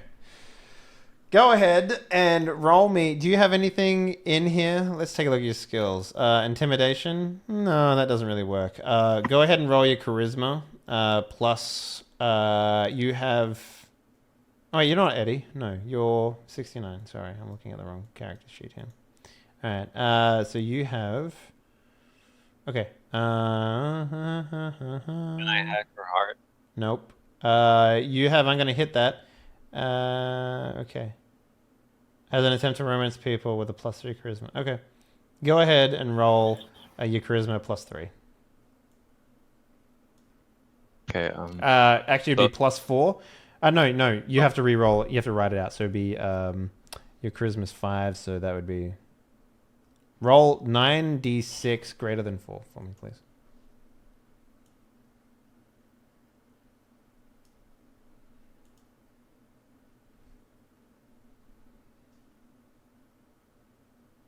And the only reason you have this attempt is because you spend all this time doing it. Greater than 4? Greater than 4, yeah. So you have a 50-50 chance. Wow, dude. Wow. No. 96 greater than 4. Sorry. Idiot.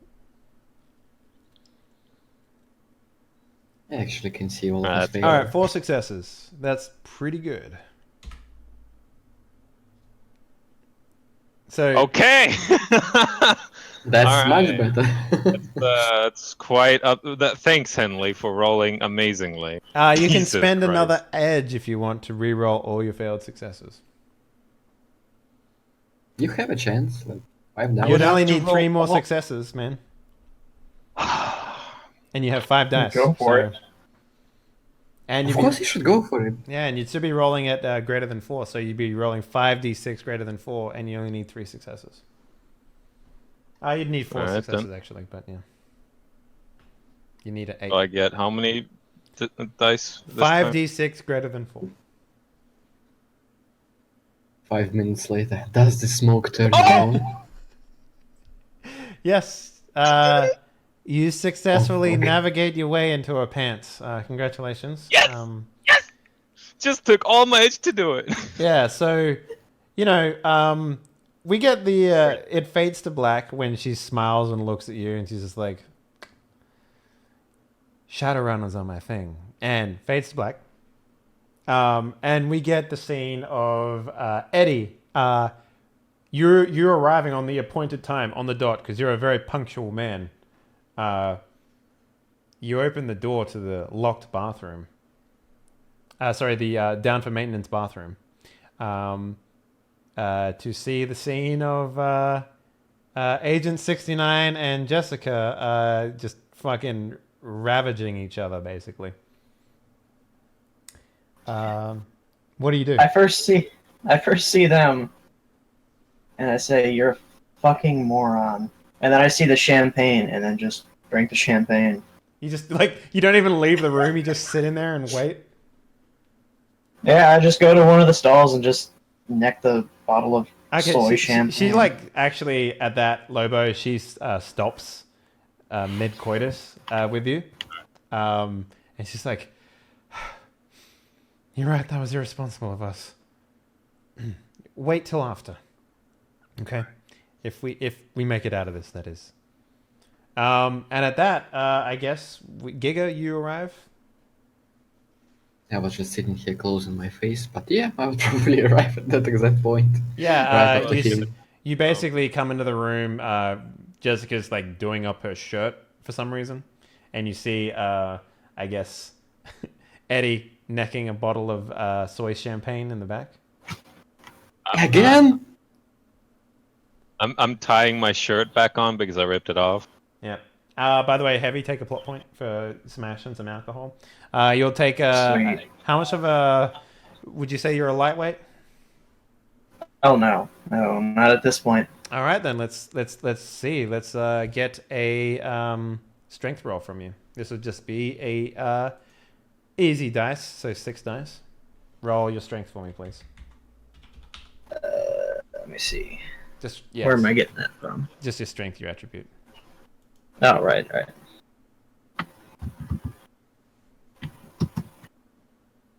Greater than 5.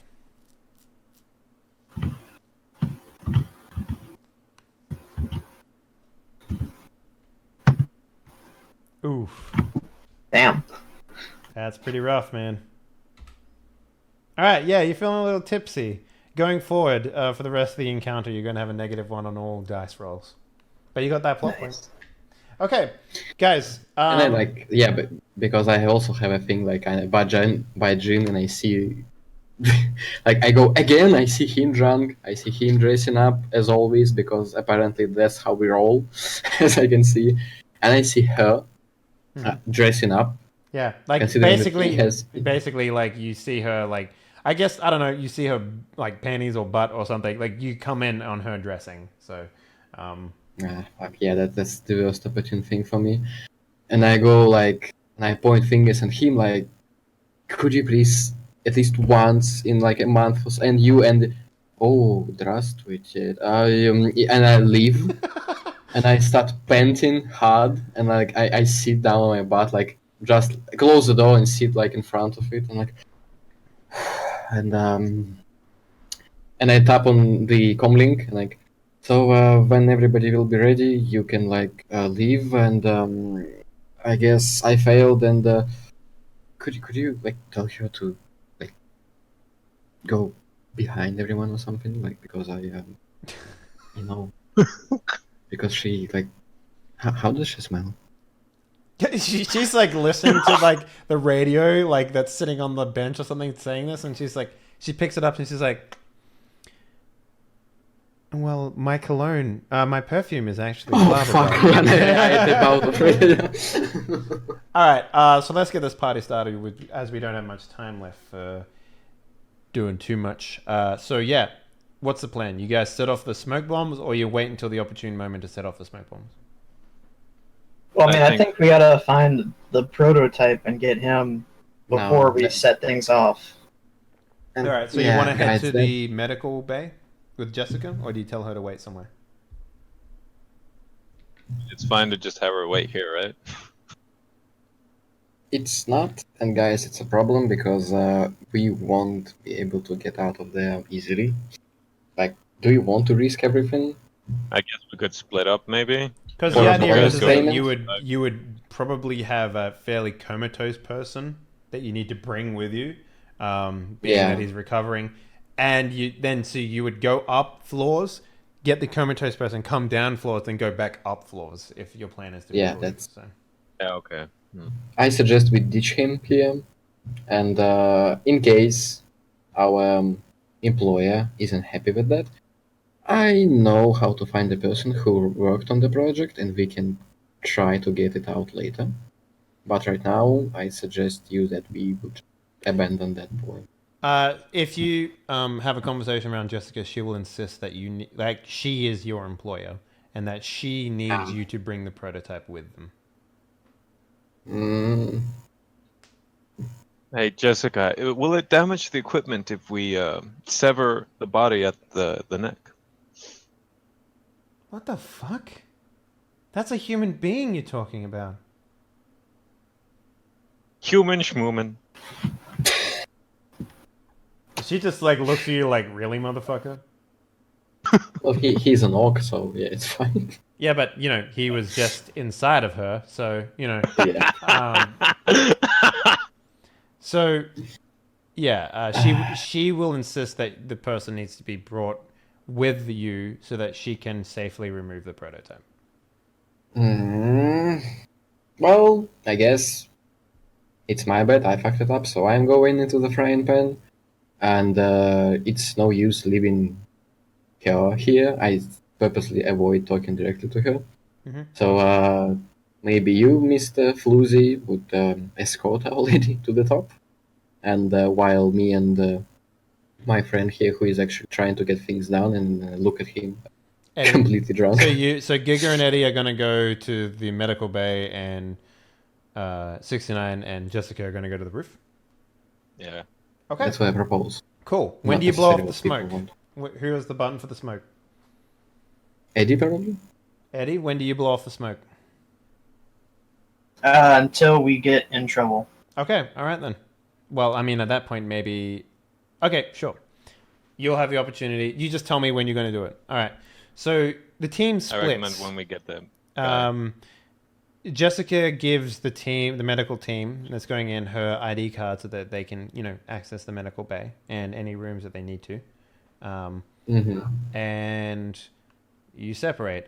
You both go to the elevator bays and you get off at the right. So medical team gets off first at the 2 floors above where you are now, and the other 2 will make their way to the roof.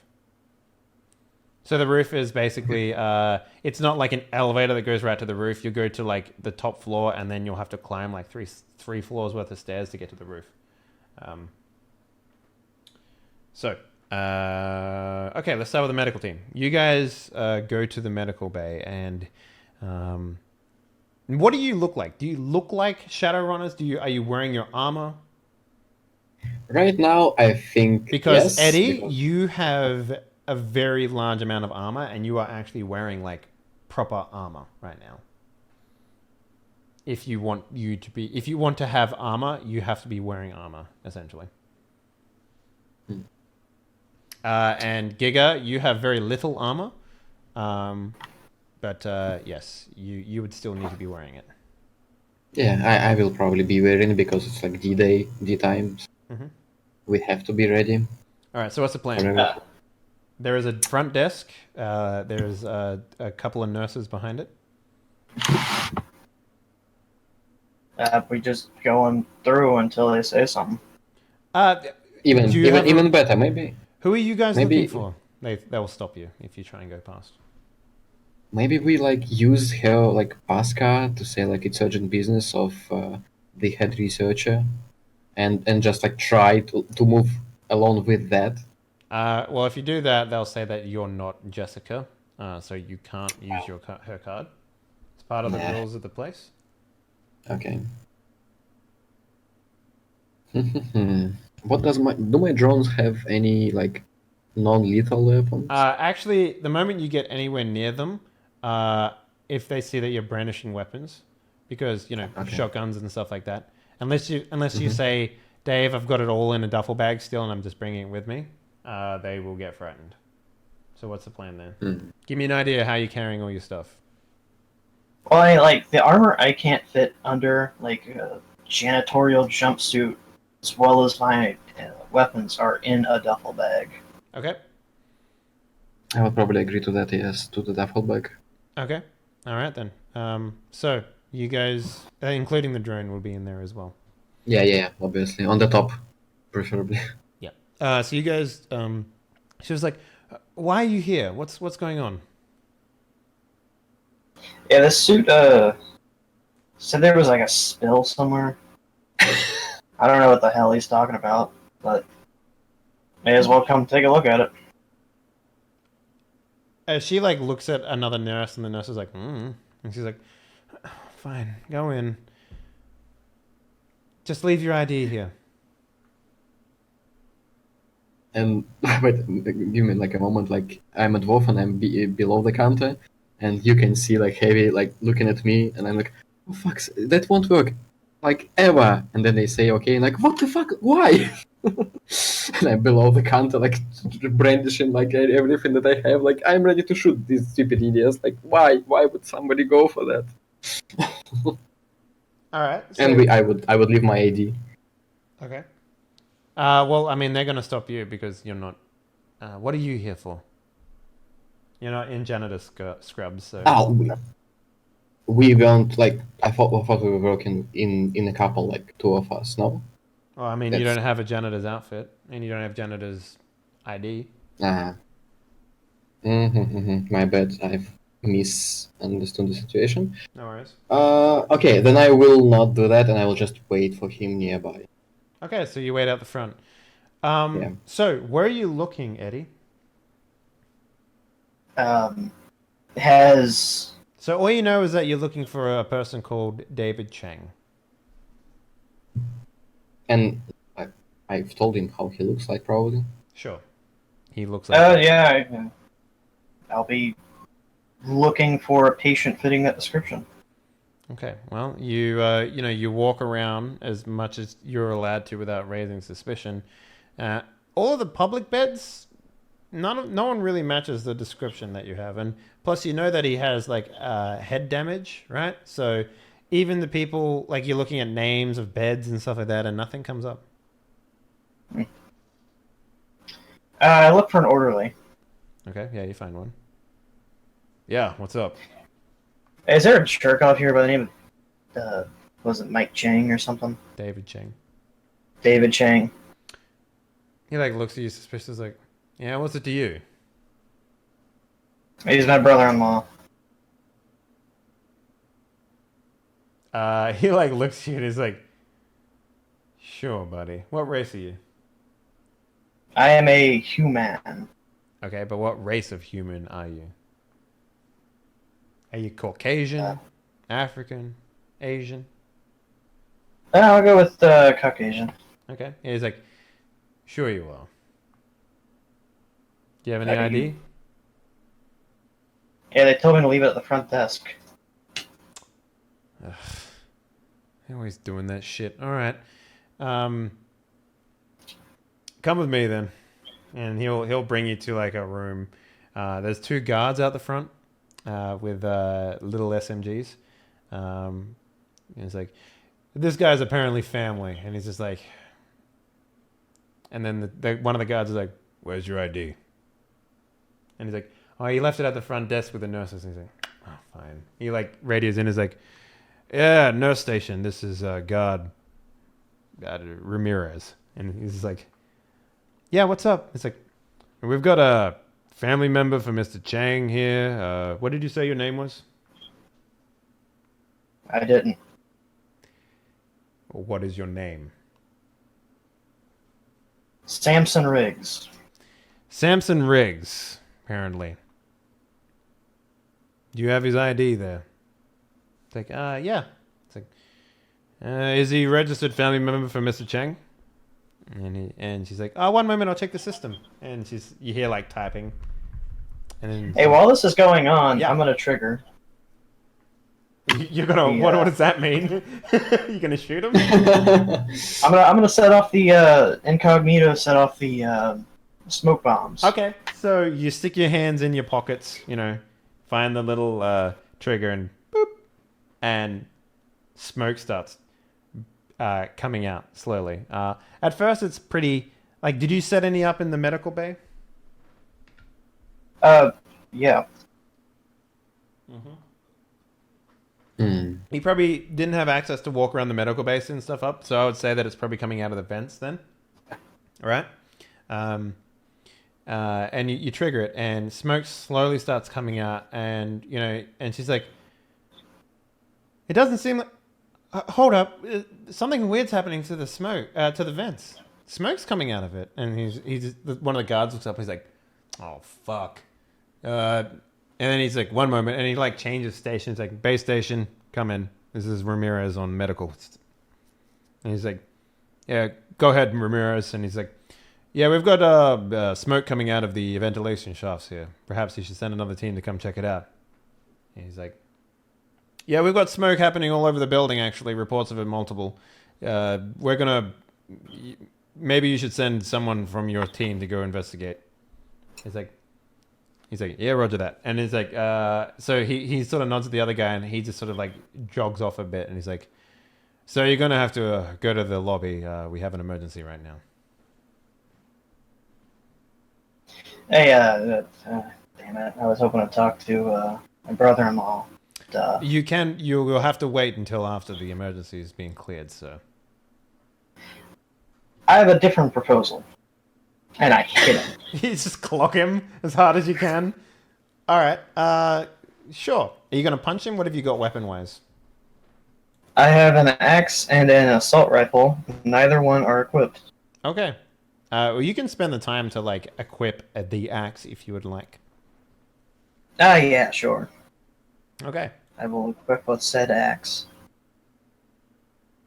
Okay, so...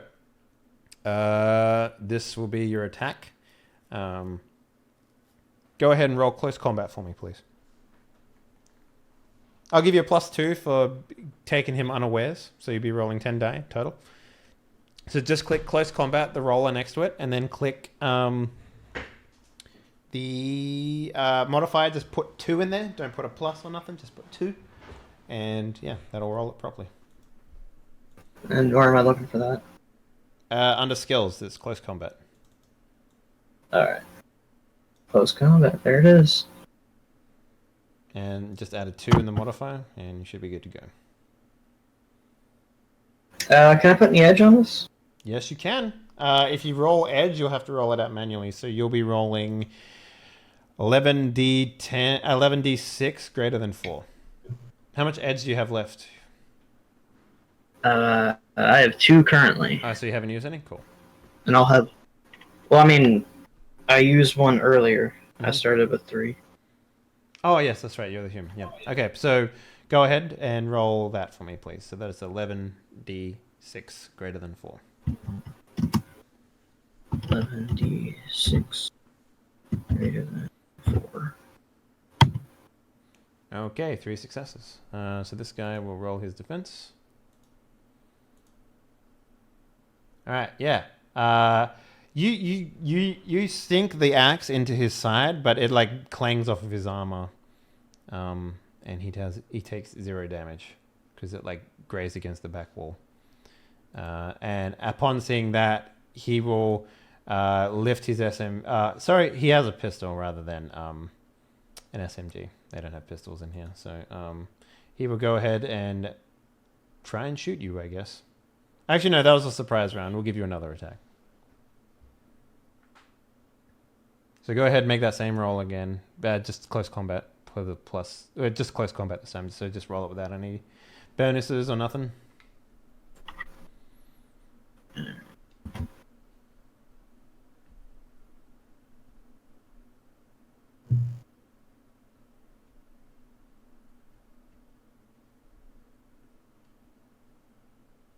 Are you gonna roll it? Hang on. Yeah. Yeah, I mean, I'm having trouble with some of these buttons here. Okay. Is there a reason for that? I mean, it's just not going through for me. They're not going through? Yeah. That's weird. Try to refresh. It sometimes helps. You can also just write 8d6 greater than 5 and roll with that.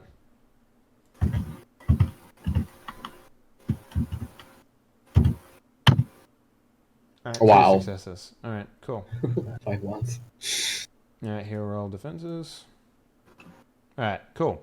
Great. So you do a total of, I believe it's strength divided by 2. So you do 6 lethal plus 1. So you do 7 lethal to this guy. So that takes him down to 2 armor. So you basically just like he looks at you, you look at him, and you just pull it out again and yank and just fucking attack him again once more, like attack his side once more, and he yelps and levels his pistol at you, and he takes a shot at you. Can you please click your defense button for me, please? I'm gonna have to refresh this page real quick because it's giving me grief. 1 second,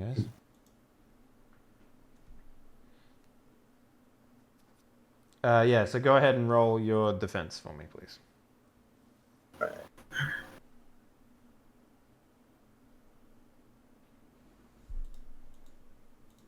I had to refresh for a sec. Mm-hmm. Hang on.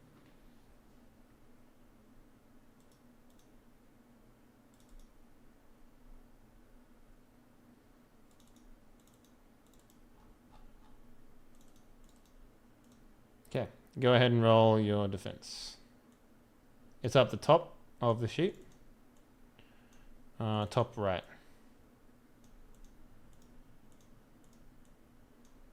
Underneath initiative, memory, and all that sort of stuff. Yeah, I'm sorry. I've got a very slow old computer. Okay. I just need. There we go. Hang on.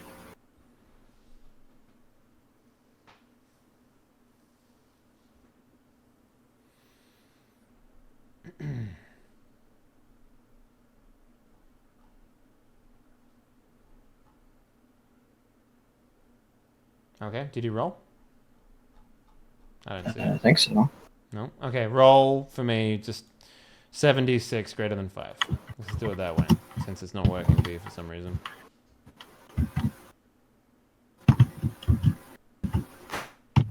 Oh, there we go, it came up. Cool. 4 successes. Alright, so yeah. He pumps a couple of bullets into your chest and it just bounces off your armor. Go ahead and attack him again for me, please. Since I've heard a gunshot, like, do we enter the initiative somehow? Do you want to join this combat? Is that what you're saying?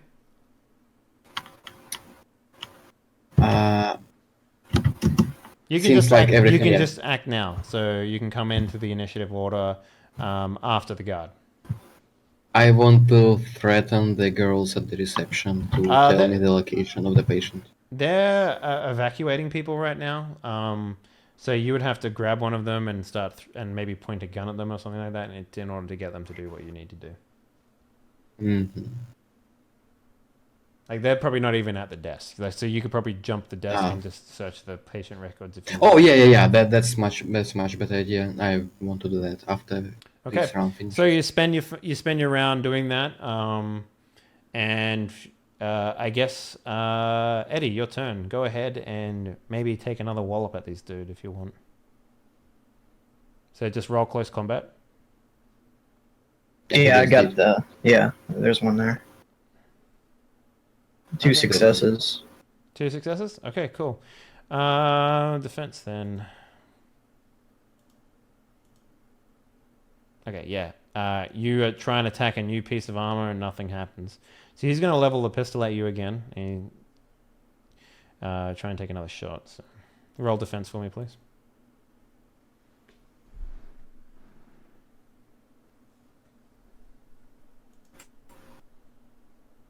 $76 greater than 5 if you can't roll it.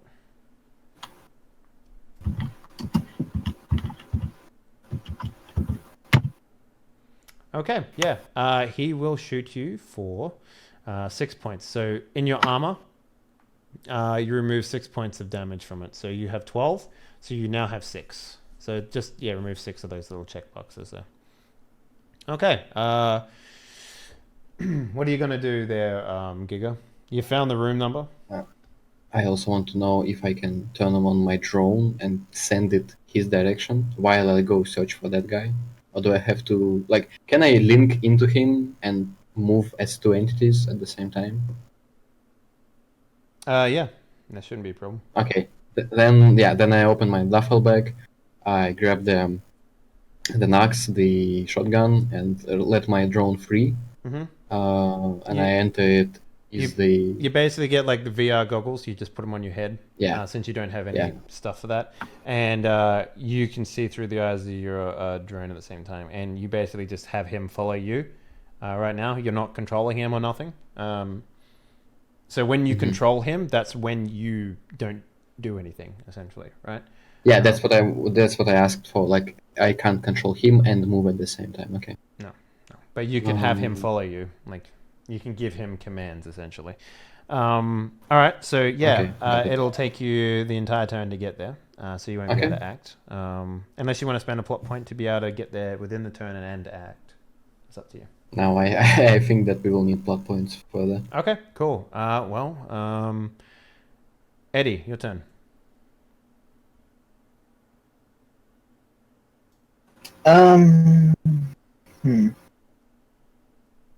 Yeah, probably just wail on him again.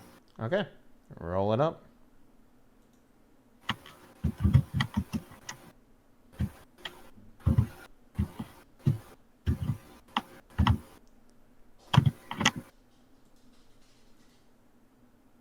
Yep, you do it.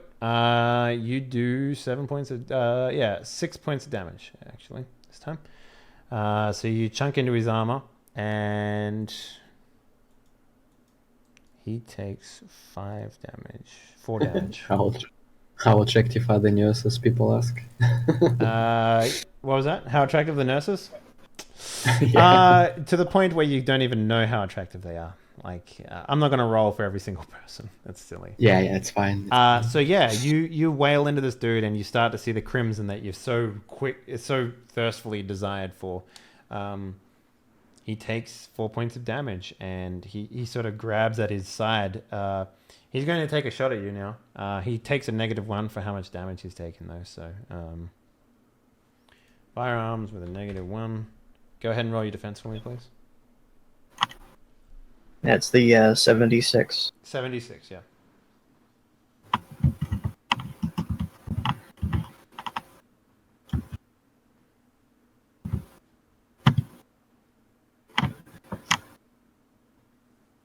Okay, so 2 successes. Yeah, you're fine. The bullet grazes you, and just like behind you, there's the bullet casings are starting to land on the floor, and the wall behind you is starting to proliferate with holes as this guy is missing you most of the time. Giga. Yeah. What you doing? Am I at his place? Yep. Where You he's at? can take your turn now. Is it locked? Well, there's Eddie and the security guard fighting in front of the door, basically. Okay. Well, which damage is higher, the shotgun or the 9p? I suppose means 9 points of damage. Yes, but you will like shooting with a shotgun into those people. There's no way you could not hit Eddie at the same time. Yeah, I get it. But with an SMG, it's not even that much better. Yeah. Okay. So you have so your drone has the ability to use a cyber spur. Yeah, that's what I wanted to try. Okay. Cool. So your drone will fly up. So you I don't know, like maybe you I just sit down at the wall. Yeah, you slide behind cover. Maybe there's like a half cover that you sit behind, and you sort of fixate on the virtual reality aspect of your drone. You take command, and you fly up with your drone. A little hook comes out. Now, would you like to do physical or stun damage to this guy? I would like to do stun damage, I guess. What's the difference in case? Well, physical is what you need to kill a man, and stun is what you need to knock a man out. Now, keep in mind that if you stun him and you also do physical damage to him, his reduction in the dice that he has will be exponential. So if he takes stun and physical damage, he will get a lot worse at being able to do things. So yeah, that's what I wanted to ask, like mechanically, if there are penalties. Yes, I will definitely do stun damage. Okay, go ahead, and on your drone page, do you have access to that? No, I haven't. Okay, all right, hang on, I need to duplicate that for you. Okay. So we'll put that under Giga, and then we'll give you access to that.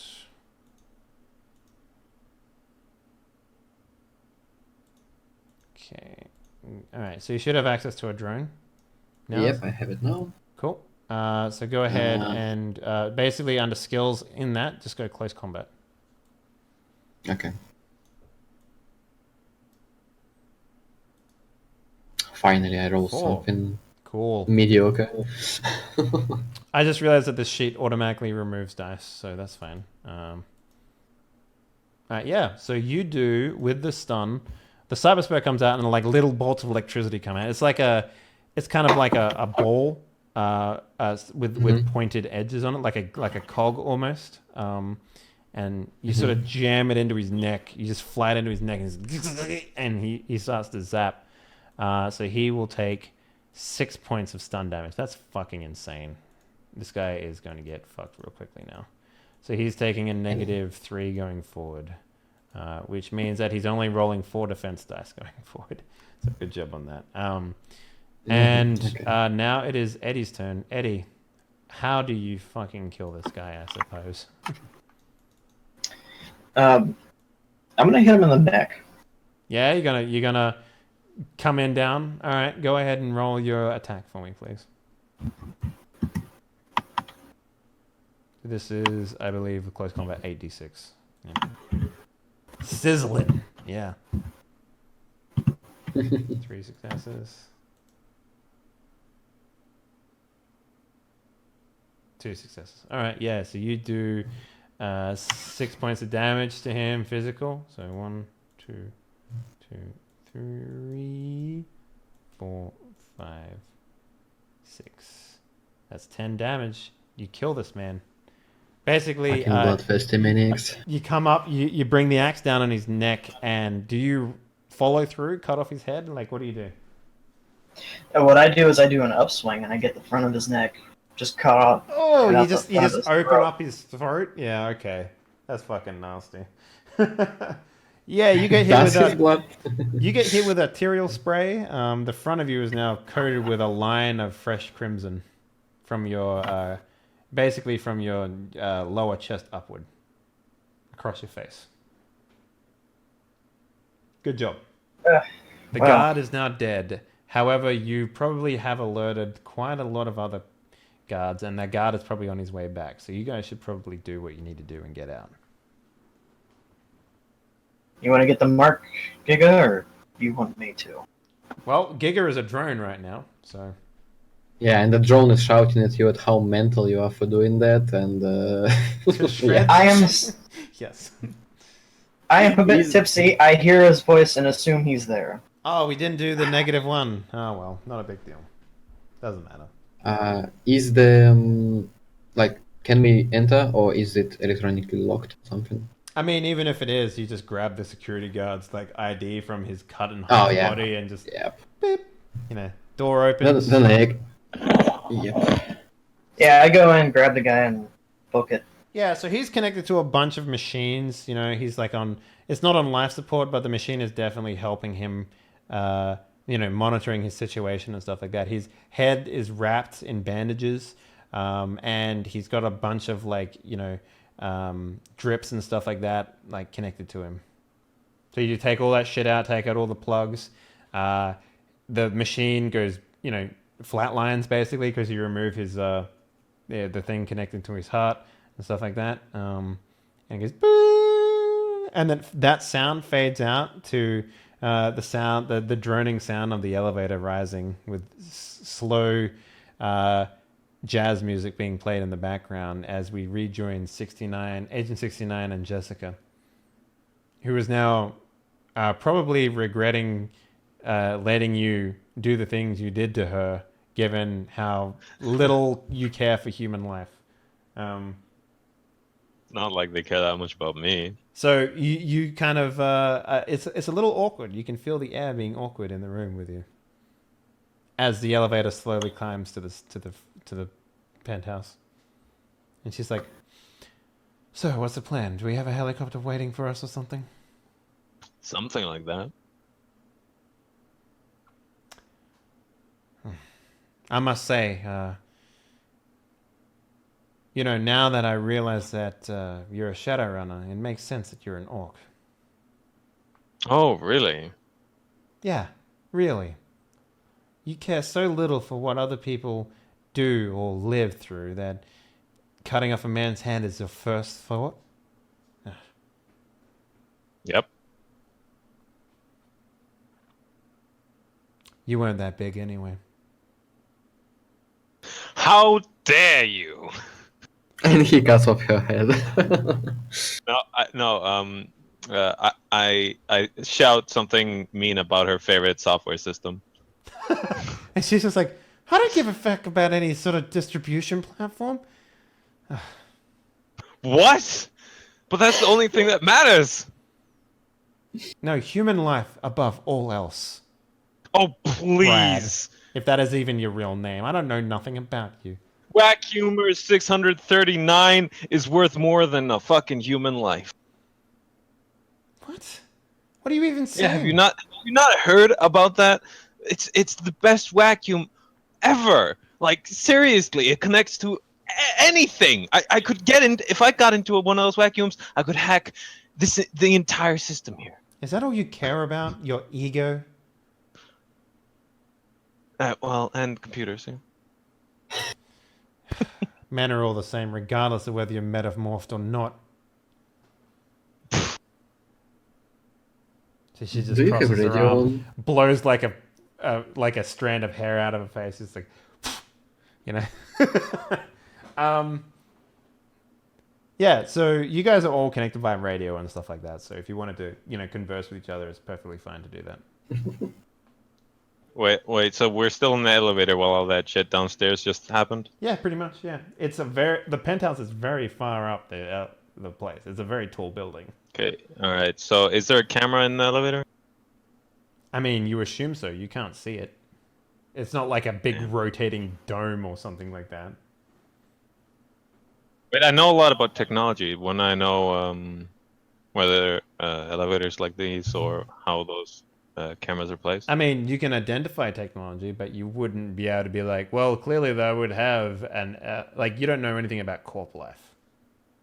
All right. Yeah. So if you wanted to, look for one, you could. What are you Alright, I'll attempting to look for do? one. What are you attempting to do? Like, why are you I'm looking gonna for use a my camera? eye. Okay, but why are you looking for a camera? Give me that. I want to break it and then put on my gear. Okay. I mean, sure. That's not a problem. Because all the smoke, they might just think it's some malfunction that the camera's broken. Yeah. So yeah, you find I mean, you would I guess, I don't know. You have a white noise thing. Oh yeah, I do. I can just use that. Wait, Yeah. wouldn't that disable the elevator? No.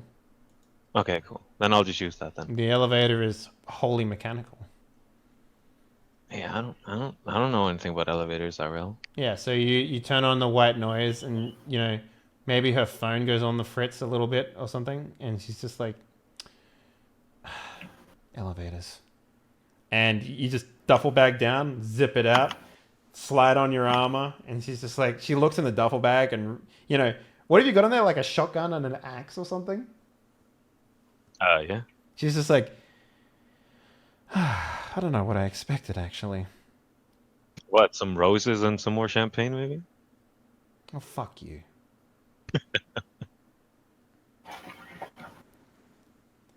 Yeah. So you put on all your gear and you get to the top of the elevator. Ding. There is like a security checkpoint here.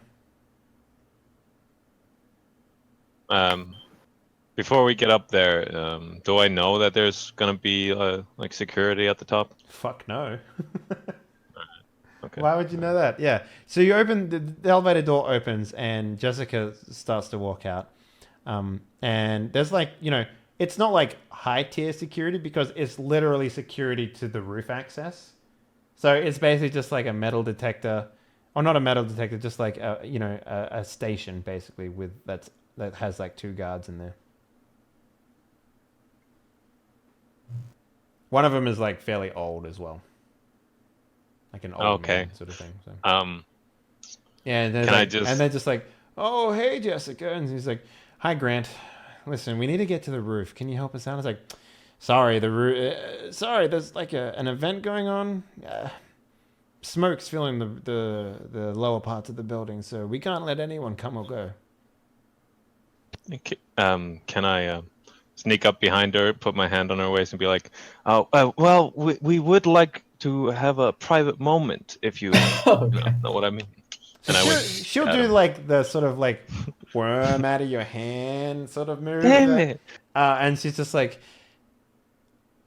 yeah, can you make an exception? She's like, sorry, Jessica, you know the rules. And then he turns to you and looks at the fact that you're holding a shotgun, and she's like, so I'm gonna need you to put those weapons on the And I ground. blast him.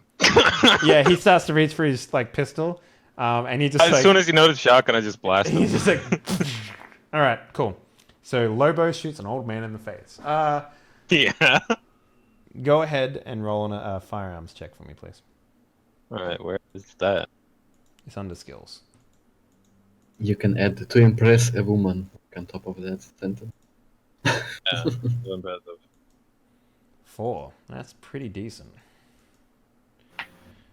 Okay. That's actually extremely good. Yeah. All right. So what is the damage on a shotgun?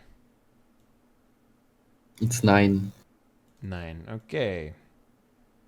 Yep. All right. So you basically just like you hear the sound of like armor shredding underneath him, and he gets pushed back a little bit and pulls out the pistol and starts to shoot you. Go ahead and roll a defense for me, please. It's above all the skills. Okay. Yeah. Tygo's a defender. So bullets start to like ping off of your body, basically.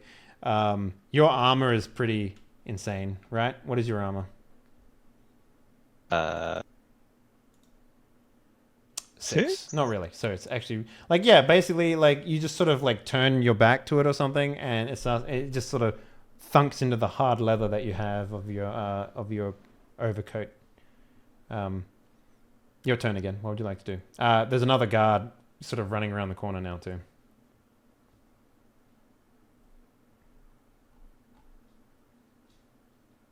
He hasn't joined the fray, but next turn he will. So. I guess I'll. And at that point, Jessica's like basically starts screaming, but she's like hides basically. All right, I'll just try to finish this guy off with another blast then. Cool. Go ahead. Roll your firearms. Keep in mind you can use edge. I don't know if you've used it all. So. I used it all on the seduction. Literally all of it. It was worth it. So worth it. Yeah. Okay. So you do 9 damage to this dude. He like falls over. He's just like, ah! And then he like while he's laying on his back, he will lift his arm shakily, and he'll take a shot at you. How is he not dead yet? Come on. Because he's a security guard with a -2. Oh damn, dude. Oh damn, dude.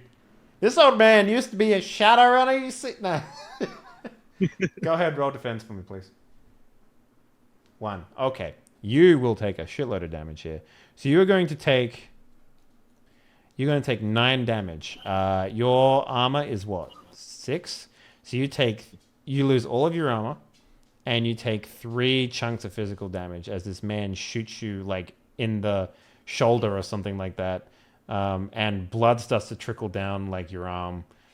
So fill up the first 3 boxes of your physical damage there for me, please.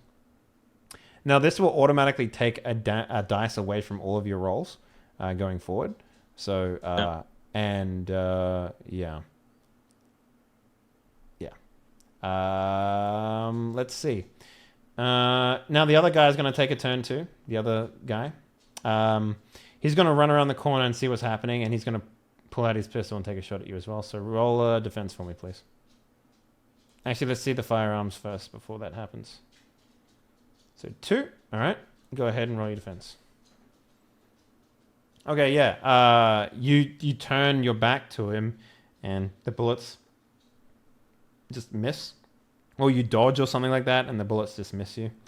It's your turn. What would you like to do? There is a man who is almost dead on the ground. He's pointing his gun at you. And there is another fresh body coming towards you. Is the man that's on the ground behind something, or just like on the No, floor? he's in just front on of him? the floor, just blood just gushing from him, but he's still got his pistol pointed at you. Did Jessica behind? Did Jessica get behind something? Yeah, she's in cover. She's covered herself from the combat. Can I go grab her and use her as a hostage?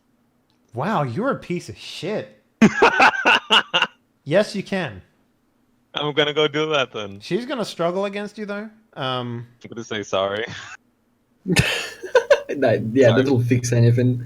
Okay, yeah. So she's just let go of me, you fucking Neanderthal, and she starts like banging on you and stuff like that. So you're gonna take a -3 for shooting because she's, you know, making it hard for you to like point and click, right?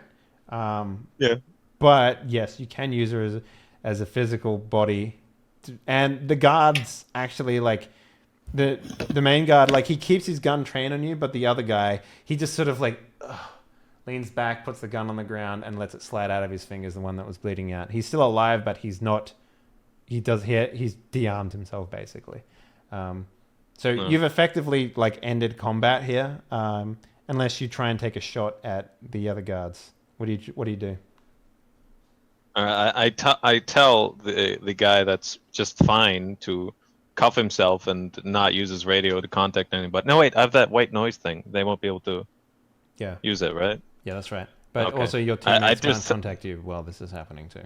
All right, so I tell him to cuff the guy that's bleeding out and to cuff himself. He refuses to do any of that. He's like, not gonna do that. You put down your weapons. You're not going anywhere. You're gonna be outnumbered any moment now. Ah, yes. You assume you're getting backup, but my affiliates are all down there killing. Do you have your intimidation? Men. I don't think so. Okay, go ahead and make a charisma? charisma roll.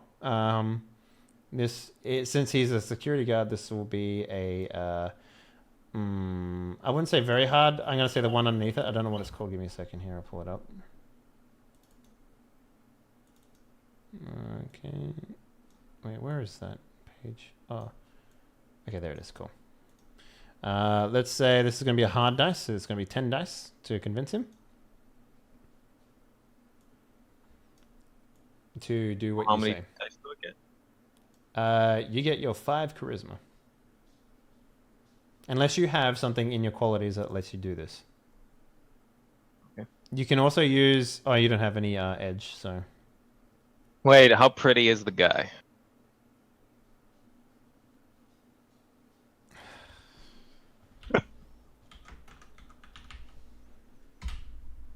A 38 on the scale of 100. I do not. All right, I guess I'll just roll charisma, and if that doesn't work, I might just shoot him in the face, or at least try to. Uh-huh.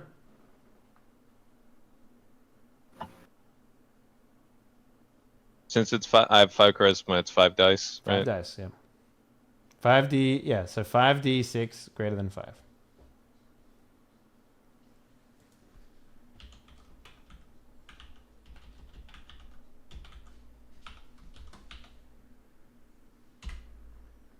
Oh, yeah. He is not budging. Yep, he is not budging at all. That was a really good roll by me, actually. God damn. Yeah, he just says... He's just confident that his friends will come. Okay, I shoot him. All right, -3 on your attack, because Jessica is going to squirm too much. But yeah, go ahead and make your shot. Now you've also got an automatic -1, so you don't need to factor that in. But this, you'll also be getting a -3 on this too. I don't even need to roll. So you only had 2 dice left over. Damn, dude. Yep. So he just sort of like dodges out of the way, and he's going to not take a shot at you. But Jessica is going to attack you. All right, that's fine. So she is going to try and kick you in the testicles. Jesus. So roll a defense for me, please. Oh, Jesus. Okay. I'm going to say that this is just 2 stun damage, because that's what a normal unarmed attack is. So go and add that to your to your list, please. You're still holding her. Yep. Yeah, the guy is going to he's going to smirk after seeing Jessica do that. And the moment she gets free of your grip, he's probably going to take a shot, but he's still holding. But he's going to move up and drag the other gentleman out of the way and then come point the gun at you again. So the other guy is dragged out of the way and he's not dying anymore. But you still got the guard at full health, full armor. Not listening to your intimidation. What do you do?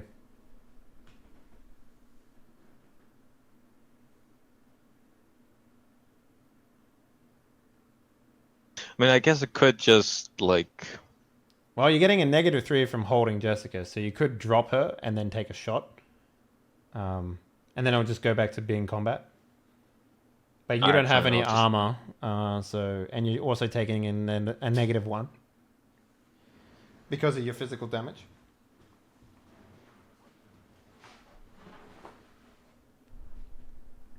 So what's the plan? I mean, I could just leave the feedback thing here and hope they don't notice it, and then just go upstairs. Sure. Give me a stealth check to see whether or not you can do that. All right. So you have cat-like, which will give you an extra 2 on your stealth. That's already been factored in. And your agility is a -1 because you got shot, so you'll be rolling 6 dice here. It'll be against his perception of 6 dice. So, okay, you got 2. Not bad. Tygo's a defender. So you drop this thing, and you see him like follow it with his eyes, but then he like points the gun back up at you.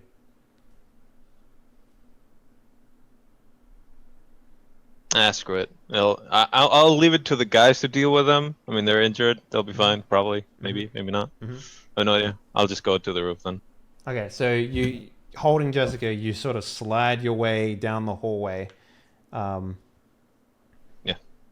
And pointing the gun at him the entire time. And the moment you back up is the moment he goes over and finds what it is. Like you see him do it. And then he won't know what it is per se, right? But he will shoot it. So you've basically got a turn before he calls in.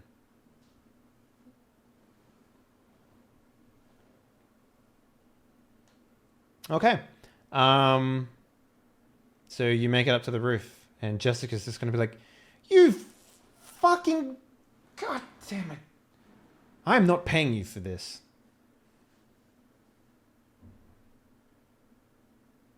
Do you want a parachute? What are you talking about? Where's the helicopter? I never said there was a helicopter, but we will be flying. Well, gliding. You expect me to Same jump thing, off really. this building? Well, I mean, if I get paid, yes.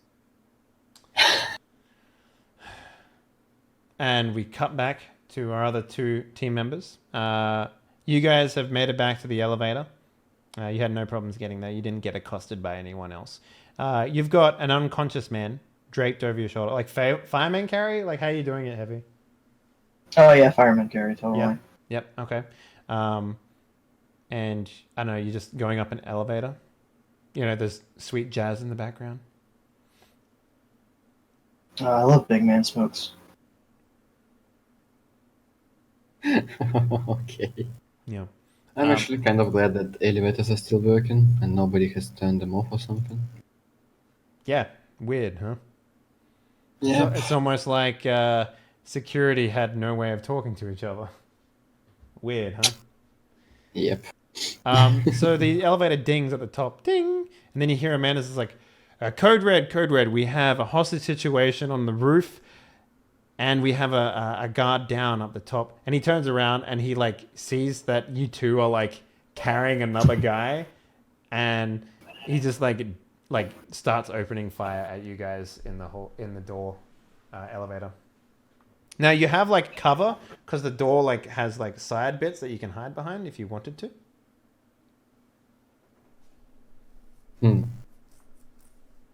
But it's up to you. Yeah, first on cover for sure. Okay. I assume also you hit the pause button on the elevator, as everyone in action movies tends to do. Yeah. Yeah. So yeah, you've got a man in between you and the roof. What's the plan, guys? Kill man. Kill man. No, I So- really want. Can I use plot points to skip turns, like to act first always? Well, here's what's Until going to I happen. run We're out going to of roll them? initiative right now. So Okay.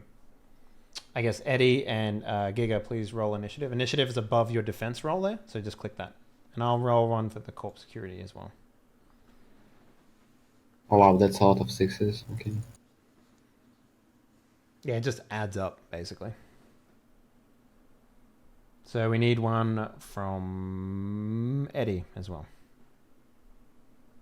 So Eddie, if you can't roll, just roll 8d6 for me, please. Okay, 25. That's pretty low. Okay, so the initiative is Corp, Security Officer, followed by Giga, followed by Eddie. All right, so he's going to take a shot at the man who's not holding the guy. That'd be Giga, right? I'm yeah. So he's going to take a shot at you, Giga. You have full cover, so you get 4 on your defense. So go ahead and roll me a defense plus 4. Okay.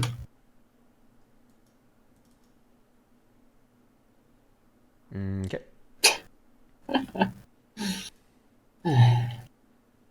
Yep. Okay. So basically the door's open, right?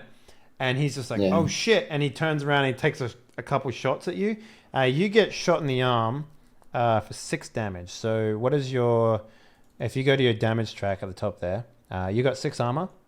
So basically, Yeah. he just like blows a giant hole in your armor, rendering it useless. Okay. Giga, it's your turn. No, Giga, your turn. Yeah, it's my turn. Fuck. And I was just about to propose to not kill somebody for a change today. Mhm. And then the very I mean, first you shot can just- try and talk him down if you want. Like, Yeah, with my rolls today and my charisma, yeah, that will probably worsen the situation even further. What I will do is I will just try to use my drone to knock him out, because that will be much faster. okay, yeah. So Um, you VR up, you slide your goggles onto your face, and you take control of your drone, and you drive it out. Actually, no. You know what we'll do? There is an unconscious bleeding man right next to him. Mm-hmm. Oh no, he's dragged it out of the way. You didn't even see him. Ah, okay. Okay, that's fine then. Yeah, then I will attack him. All right. So you VR up, send the drone out, bring out the spur, and you try and attack him with it. Can I get an attack from you from the drone, please? Close combat. Yep, it's close combat. Okay. 5. Tasty. Drones are great. All right, yeah, you Yeah. jam it into him. Much better. Much better than And he takes a total of, what's the damage on that? 6 stun damage. All right, you're doing stun. Okay, so his armor Yeah, takes. I am doing stun. All right, so his armor takes a big. He raises an arm up and he just it just jams into his arm and just sort of like starts to destroy the fabric around it. Like the fabric sort of electrocutes and it just sort of like absorbs the damage. But yeah, he's still up and he didn't get shocked. Yeah, and the drone just shouts at him like, "Lay low, please, for God's sake, lay low." So he's going to reach up and try and grab the drone and throw it on the ground. Okay. So I need a defense roll from the drone, please. Okay, not a piloting from me. Yeah? Okay. No, yeah, drone defense. Yeah. Oh wow, that's like 2 times as much as my character does. Like even 3 It's a times as robot, much. so it's all defense basically. So yeah, he'll try and grab it, but then like the drone will like go, zzz, like try and like anti-tampering basically. Mhm. And then he'll run and hide behind some cover as well. Okay. Eddie, what are you doing? No, wasn't it Eddie's turn before he could grab my drone?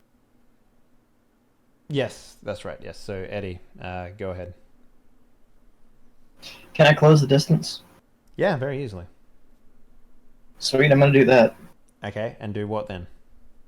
Well, hang on. Before I get into that, I'm gonna drop the unconscious guy. Just like slide him off on in the elevator, sort of thing. Just stone cold drop him, and then I'm gonna close the distance with X in hand. Cool. Go ahead and make an attack. Close combat.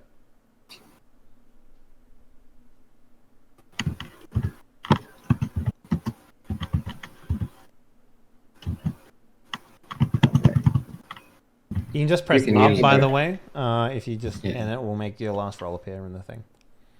I needed to remember the -1. Yeah, -1, yeah.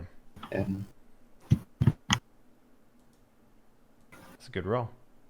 Yeah, the Tiger's a defender. He uses his other arm to block you, to sort of parry your blow coming in. He's going to do the same thing, because I've already said it. Go up and grab the drone and try and throw it on the ground, which is unsuccessful. And now it is Giga's turn.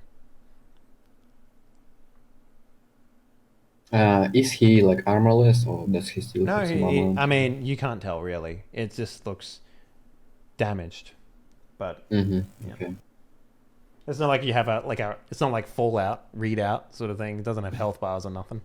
So Okay, so my drone has an SMG, and I know that it's not here, but I want it to have some kind of. I might as well use a plot point for it to have some kind of a revving engine sound in it, to like propose immediate death scenario for him, like this in such a close vicinity, for him to intimidate him to laying down his weapons, and like Okay. for somebody to survive. do you have intimidation? I do not. Okay, roll your charisma, please. With a +2 That's what I for want. the situation. It's it's not high. This is 5. Well, I have an edge. No. This is going to be rolling. I think his defense in this one would probably be an 8. Last time it was a 10. Because, Yeah. All right. Yeah. No. He just says, he's not going to do that. Are you going to shoot him? Oh no! You used your turn to try and intimidate the man. Okay. I that's want fine. to use edge. I want to use edge to reroll for dice. Go for it. I really want for somebody to be left alive for today. Sure. All right. And I still lose. Ty goes to Yeah. the defender. So. I rolled 4d10. My bad. I played too much VTM. My bad. Played too much VTM. Yep. Okay, that's better. Yeah. So he hears it revving up. He sees the man pulling the axe out of the cement in front of him, and he just drops his gun on the ground, and he's just like, I raises his hands. He's like, I give up. Gets down on his knees, puts his hand behind his head. Thankfully. Okay, so are we out of the initiative right now? Or... Yes, unless you want to try and attack him again. Heavy? Short man, grab the body. Okay. Thank you. All right, so you guys make your way to the roof. You come up to the roof where 69 and Jessica are arguing about the mode of transportation. So are the chutes ready or what? I am not taking a parachute. Would you like to descend on my drone? Oh, I forgot that I cannot talk to her. My bad. I mean, Well, can maybe if he you could want throw you if you want. Do you know how much my brain is worth? Do you know how much this man's brain is worth? And you want us to parachute off? Yes. I only count 4 parachutes in this bag. There's 5 of us. And how is an unconscious man going to operate a parachute? Hey, can I use a plot point to just find another parachute? It's just Yeah, on the rooftop. from like a previous attempt or something. Or No. like This is something Grand Theft inside- Auto. like- From the previous attempt. No, nope, not at all. Not at all. Can I use one to smack the unconscious man awake? He's medically comatose from brain No, I guess surgery. somebody's gonna have to carry him while parachuting. Yeah. How like fun. large are the medium drones, Henry? They're not enough to. You would have to have a large drone to carry a person, if that's what you're asking. Even a dwarf? Eh? That's a good question. That's a good question. Let's make this a thing. Have you used your drone to descend Yes. before? Okay, Yes, interesting. and I would like to use even like if you would want to like 2 plot points for that. I will accept 2 plot points for that. Okay. The problem is that yes, she's right. An unconscious man can't really operate a parachute. So like I'm fine, guys. Like, how do we Yeah. transport him? Did you guys bow the door behind you or anything like that? No. No, we were expecting this to already happen as soon as we were leaving. Yeah, we didn't expect her to be arguing. Yeah. Well, you also didn't ask whether mode of transportation was a problem. So you can force her to leave. She will probably reluctantly leave after, maybe like the door starts to get like pushed on, or like you hear shouts of guards on the other side. She's like, fine. How do I work this thing? All right, let me show you. Get it and put it on. Someone else. Can someone else show me how to work this thing? Hey, just put it on. Tab 1, first shoot. Tab 2, secondary. Alright, Use since the first comatose guy can't use a parachute, is it possible to link up my parachute with his and I just jump off with him? You mean like a tandem? Yeah. Well, the shoots are single person only. You can attempt, and the biggest thing is if you like here's what you would have to do. You would have to theoretically jump off, holding him, put the chute on him, and then pull the chute for him. You wouldn't be able to control where he lands, but he would descend safely. Because if you were to pull your chute and his chute at the same time, they would tangle and then they wouldn't work. Sounds like something I should do. All right. So the idea is you want to put the parachute on this man, push him off, jump off with him, pull his chute first, then push him away, then pull yours. I mean, we'll just use one between us. They are not. You wouldn't be able to carry 2 people on one chute. It would be a very dangerous drop, and you would probably both get hurt very quickly. Like, you would survive the fall. Let me just say that, but you would also be really injured. Oh, if I'll survive the fall, that's fine. Okay, we're talking like breaking legs injured. Yeah, no, that'll pan out. That's fine for him. He's drunk. Oh He's yeah, suicidal. you're suicidal. Okay, I forgot about that. All right, fine. Before I do, I will hand somebody my keys. To your I'll car? take the keys. Yeah, all right, cool. Yeah. Because, my feet can read the pedestal. Yeah, okay. So Oh, come on. For fuck's sake.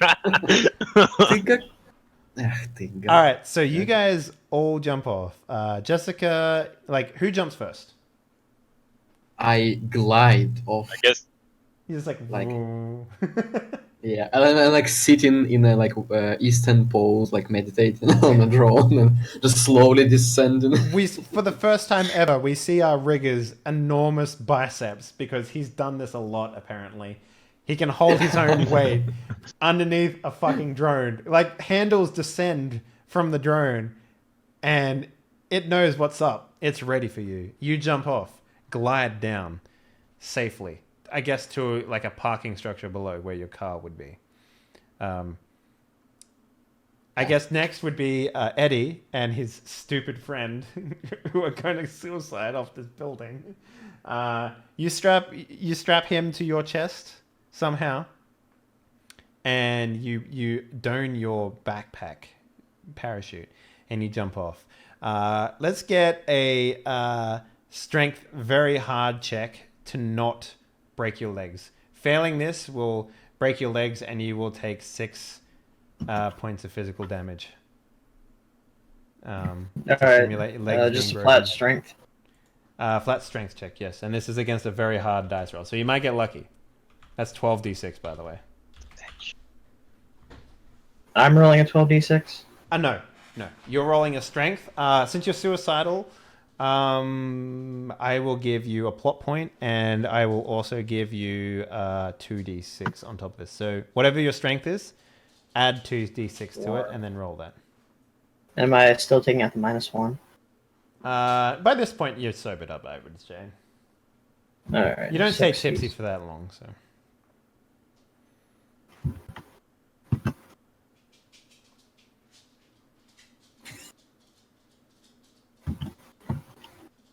Yeah, 5.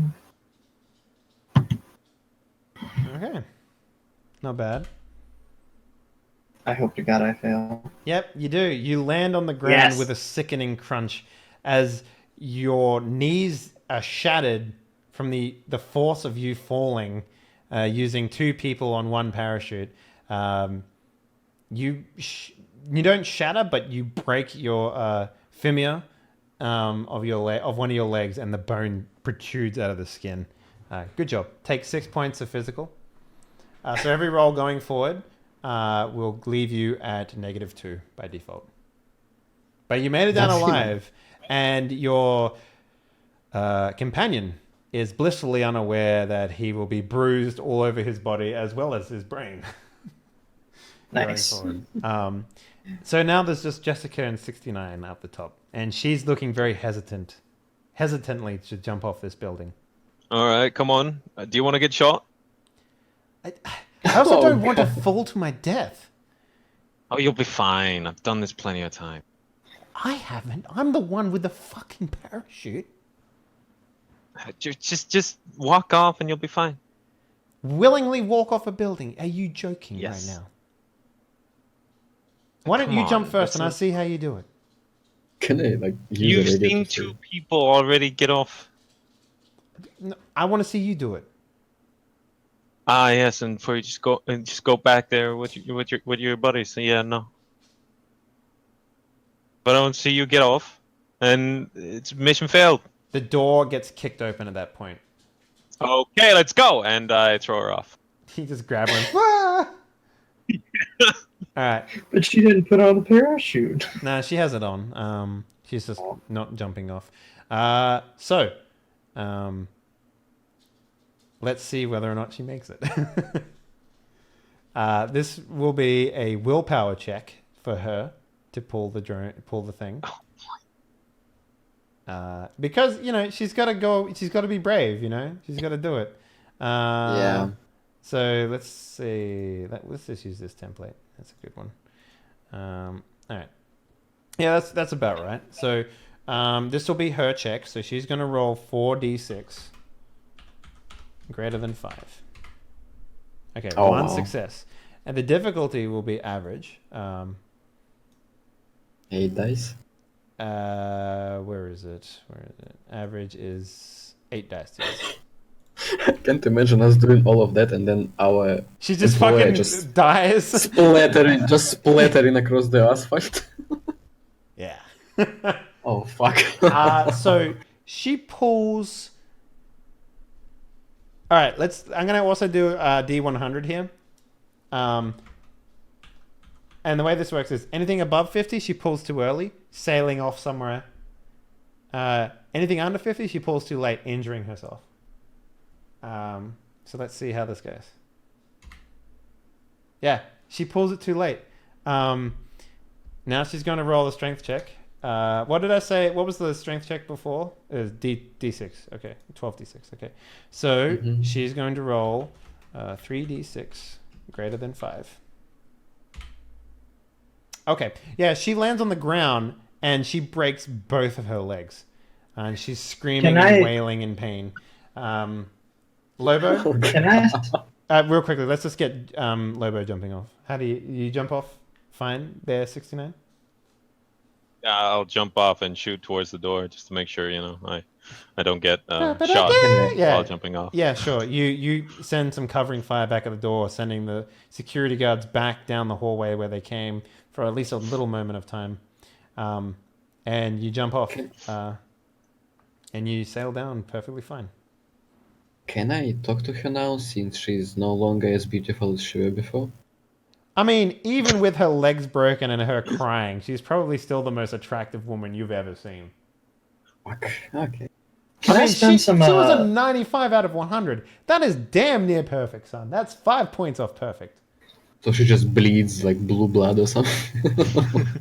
No, I don't know. I mean, like, you could look at that however you want, but Yeah, I her understand beauty what you doesn't go down because she has a broken leg or 2 broken legs. So. But yeah, you can talk to her you can talk to her if you want. Like maybe your definition of beauty is affected by whether or not their legs are together. Oh fuck. Or maybe that like beauty is like how well they maintain their composure. You know, there's plenty of things that could be doing in there. So beauty goes up due to damsel in distress factor. Yeah, exactly. Yeah. No, I will do my best to drag our unfortunate friend, who is probably like screaming that was worth it or something, with his leg broken, into the car. All right, and I'll be driving. Wow, her blood is a super cute color. Yeah, so you'll land. I guess 69. Do you pick her up? Yeah. She won't do anything to stop you from taking her away, I guess. Yeah.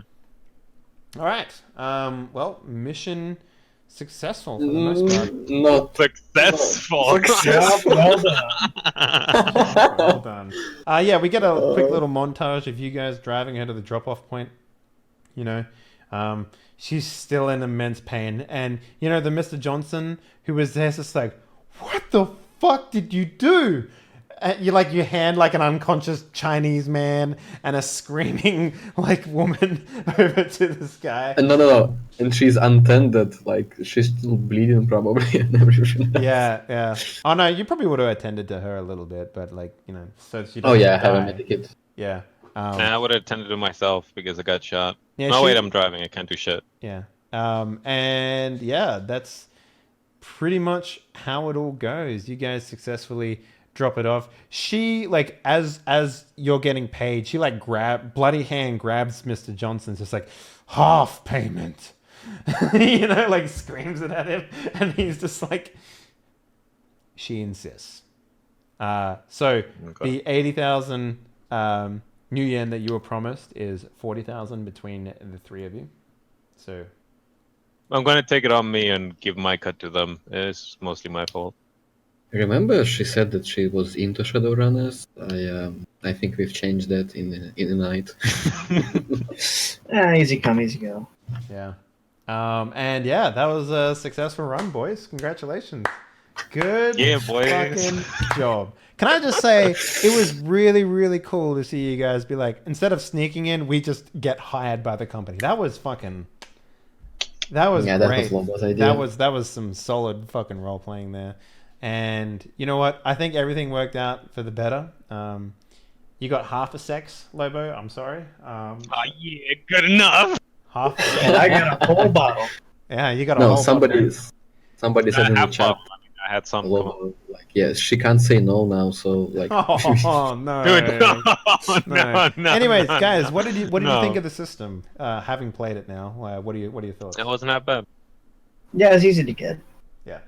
I really want to play it and DM it now after I get out of the army, I suppose. But not having any social skills and rolling 3 dice against 8 isn't the greatest thing. Yeah, exactly, right? Like in these situations where I make the characters for people, yeah. It's a little harder. It's a little harder on you guys if you want to do social stuff, because most of them are sort of focused on combat, because combat is the thing that you need to be able to survive. So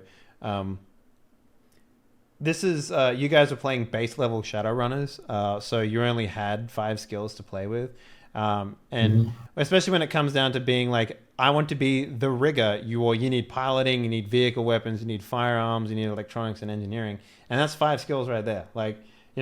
So putting charisma-based skills in there as well, like intimidation and con, doesn't really fit. So I had to do what I had to do, but making your own character in this game and playing it up from base and fitting in. The thing about this game in particular is that you can build whatever you want. There's no set classes. I just made set classes because it's just easier to get you guys in the game.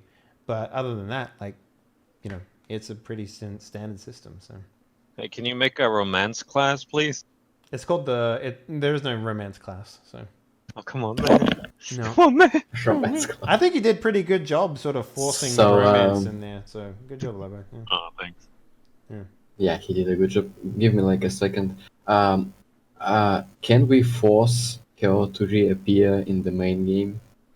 Just as a person that absolutely hates everybody That like up to the related goal. to Shadowrun. Well, what's going to happen now is that this modification that you guys had successfully recovered will be available for purchase for people. Oh, okay. So that's going to be something that's going to affect the world. And yes, there will be a lady who reluctantly works with Shadowrunners for the most part, as a Mr. Johnson. So yeah. In a wheelchair. Oh god. Like I can imagine a run where like Harry, we need to get to the roof, not to the roof, please, not to the roof. No. Well, the thing about this game is like wheelchairs aren't really a thing anymore because they just get cybernetic enhancements to fix whatever I problems guess you they got have. cyber legs then. Yeah. So Oh god, That's- she's now deadly. yeah, it's a really interesting. This was a base thing. Originally, it was a dude, but you guys had enough like women related things that I wanted to change her into a woman. So worked out in the end. She's super attractive. So I don't know. Yeah, that's just how the dice go sometimes. Yeah. Anyway, guys, thank you very much for playing. We are going to take a I guess a 4 or 5 hour break here because normally we would have 3 games back to back, but because the second table didn't get filled because I had no opportunity to advertise the fact that we were doing a fan party, we only have one other game tonight, and that starts at 4 p.m. PST, which is in a couple of hours time. So make sure you come back for that. But yeah, that's pretty much a run, guys. You guys are competent Shadowrunners. Competent is yeah. I wouldn't choose that. But I yeah, that was a lot must of say, the fact that you didn't pick any options which are like, I want to fight everyone, was like, oh man. Ugh. And the smoke distraction, work of perfection. Good job, guys. Good job. fun. Okay. That was a blast. Thank you very much for inviting us. Yeah. Guys, if you want to be a part of Die Party Presents Fan Party in the future, there'll be more information over on the Discord. So head over there. We do have a channel dedicated to the fan parties coming up. Next month will be a very interesting system because we're going to actually have a way, starting tomorrow, tomorrow, we'll have the bot in the channel. So lurkers will get rewarded if you do that, and people who watch the stream actively, you'll have a way to purchase tickets, purchase a seat throughout the month. The next one that we're going to have will be, in case you were wondering, on December 2nd. And through the month of November, we're also going to have a poll going up for which system you guys would like to be played, with Shadowrun Anarchy being in there as well. So come back for the next game in a couple hours' time. Until then, thank you very much for watching. We outie. Have a good one. Bye-bye.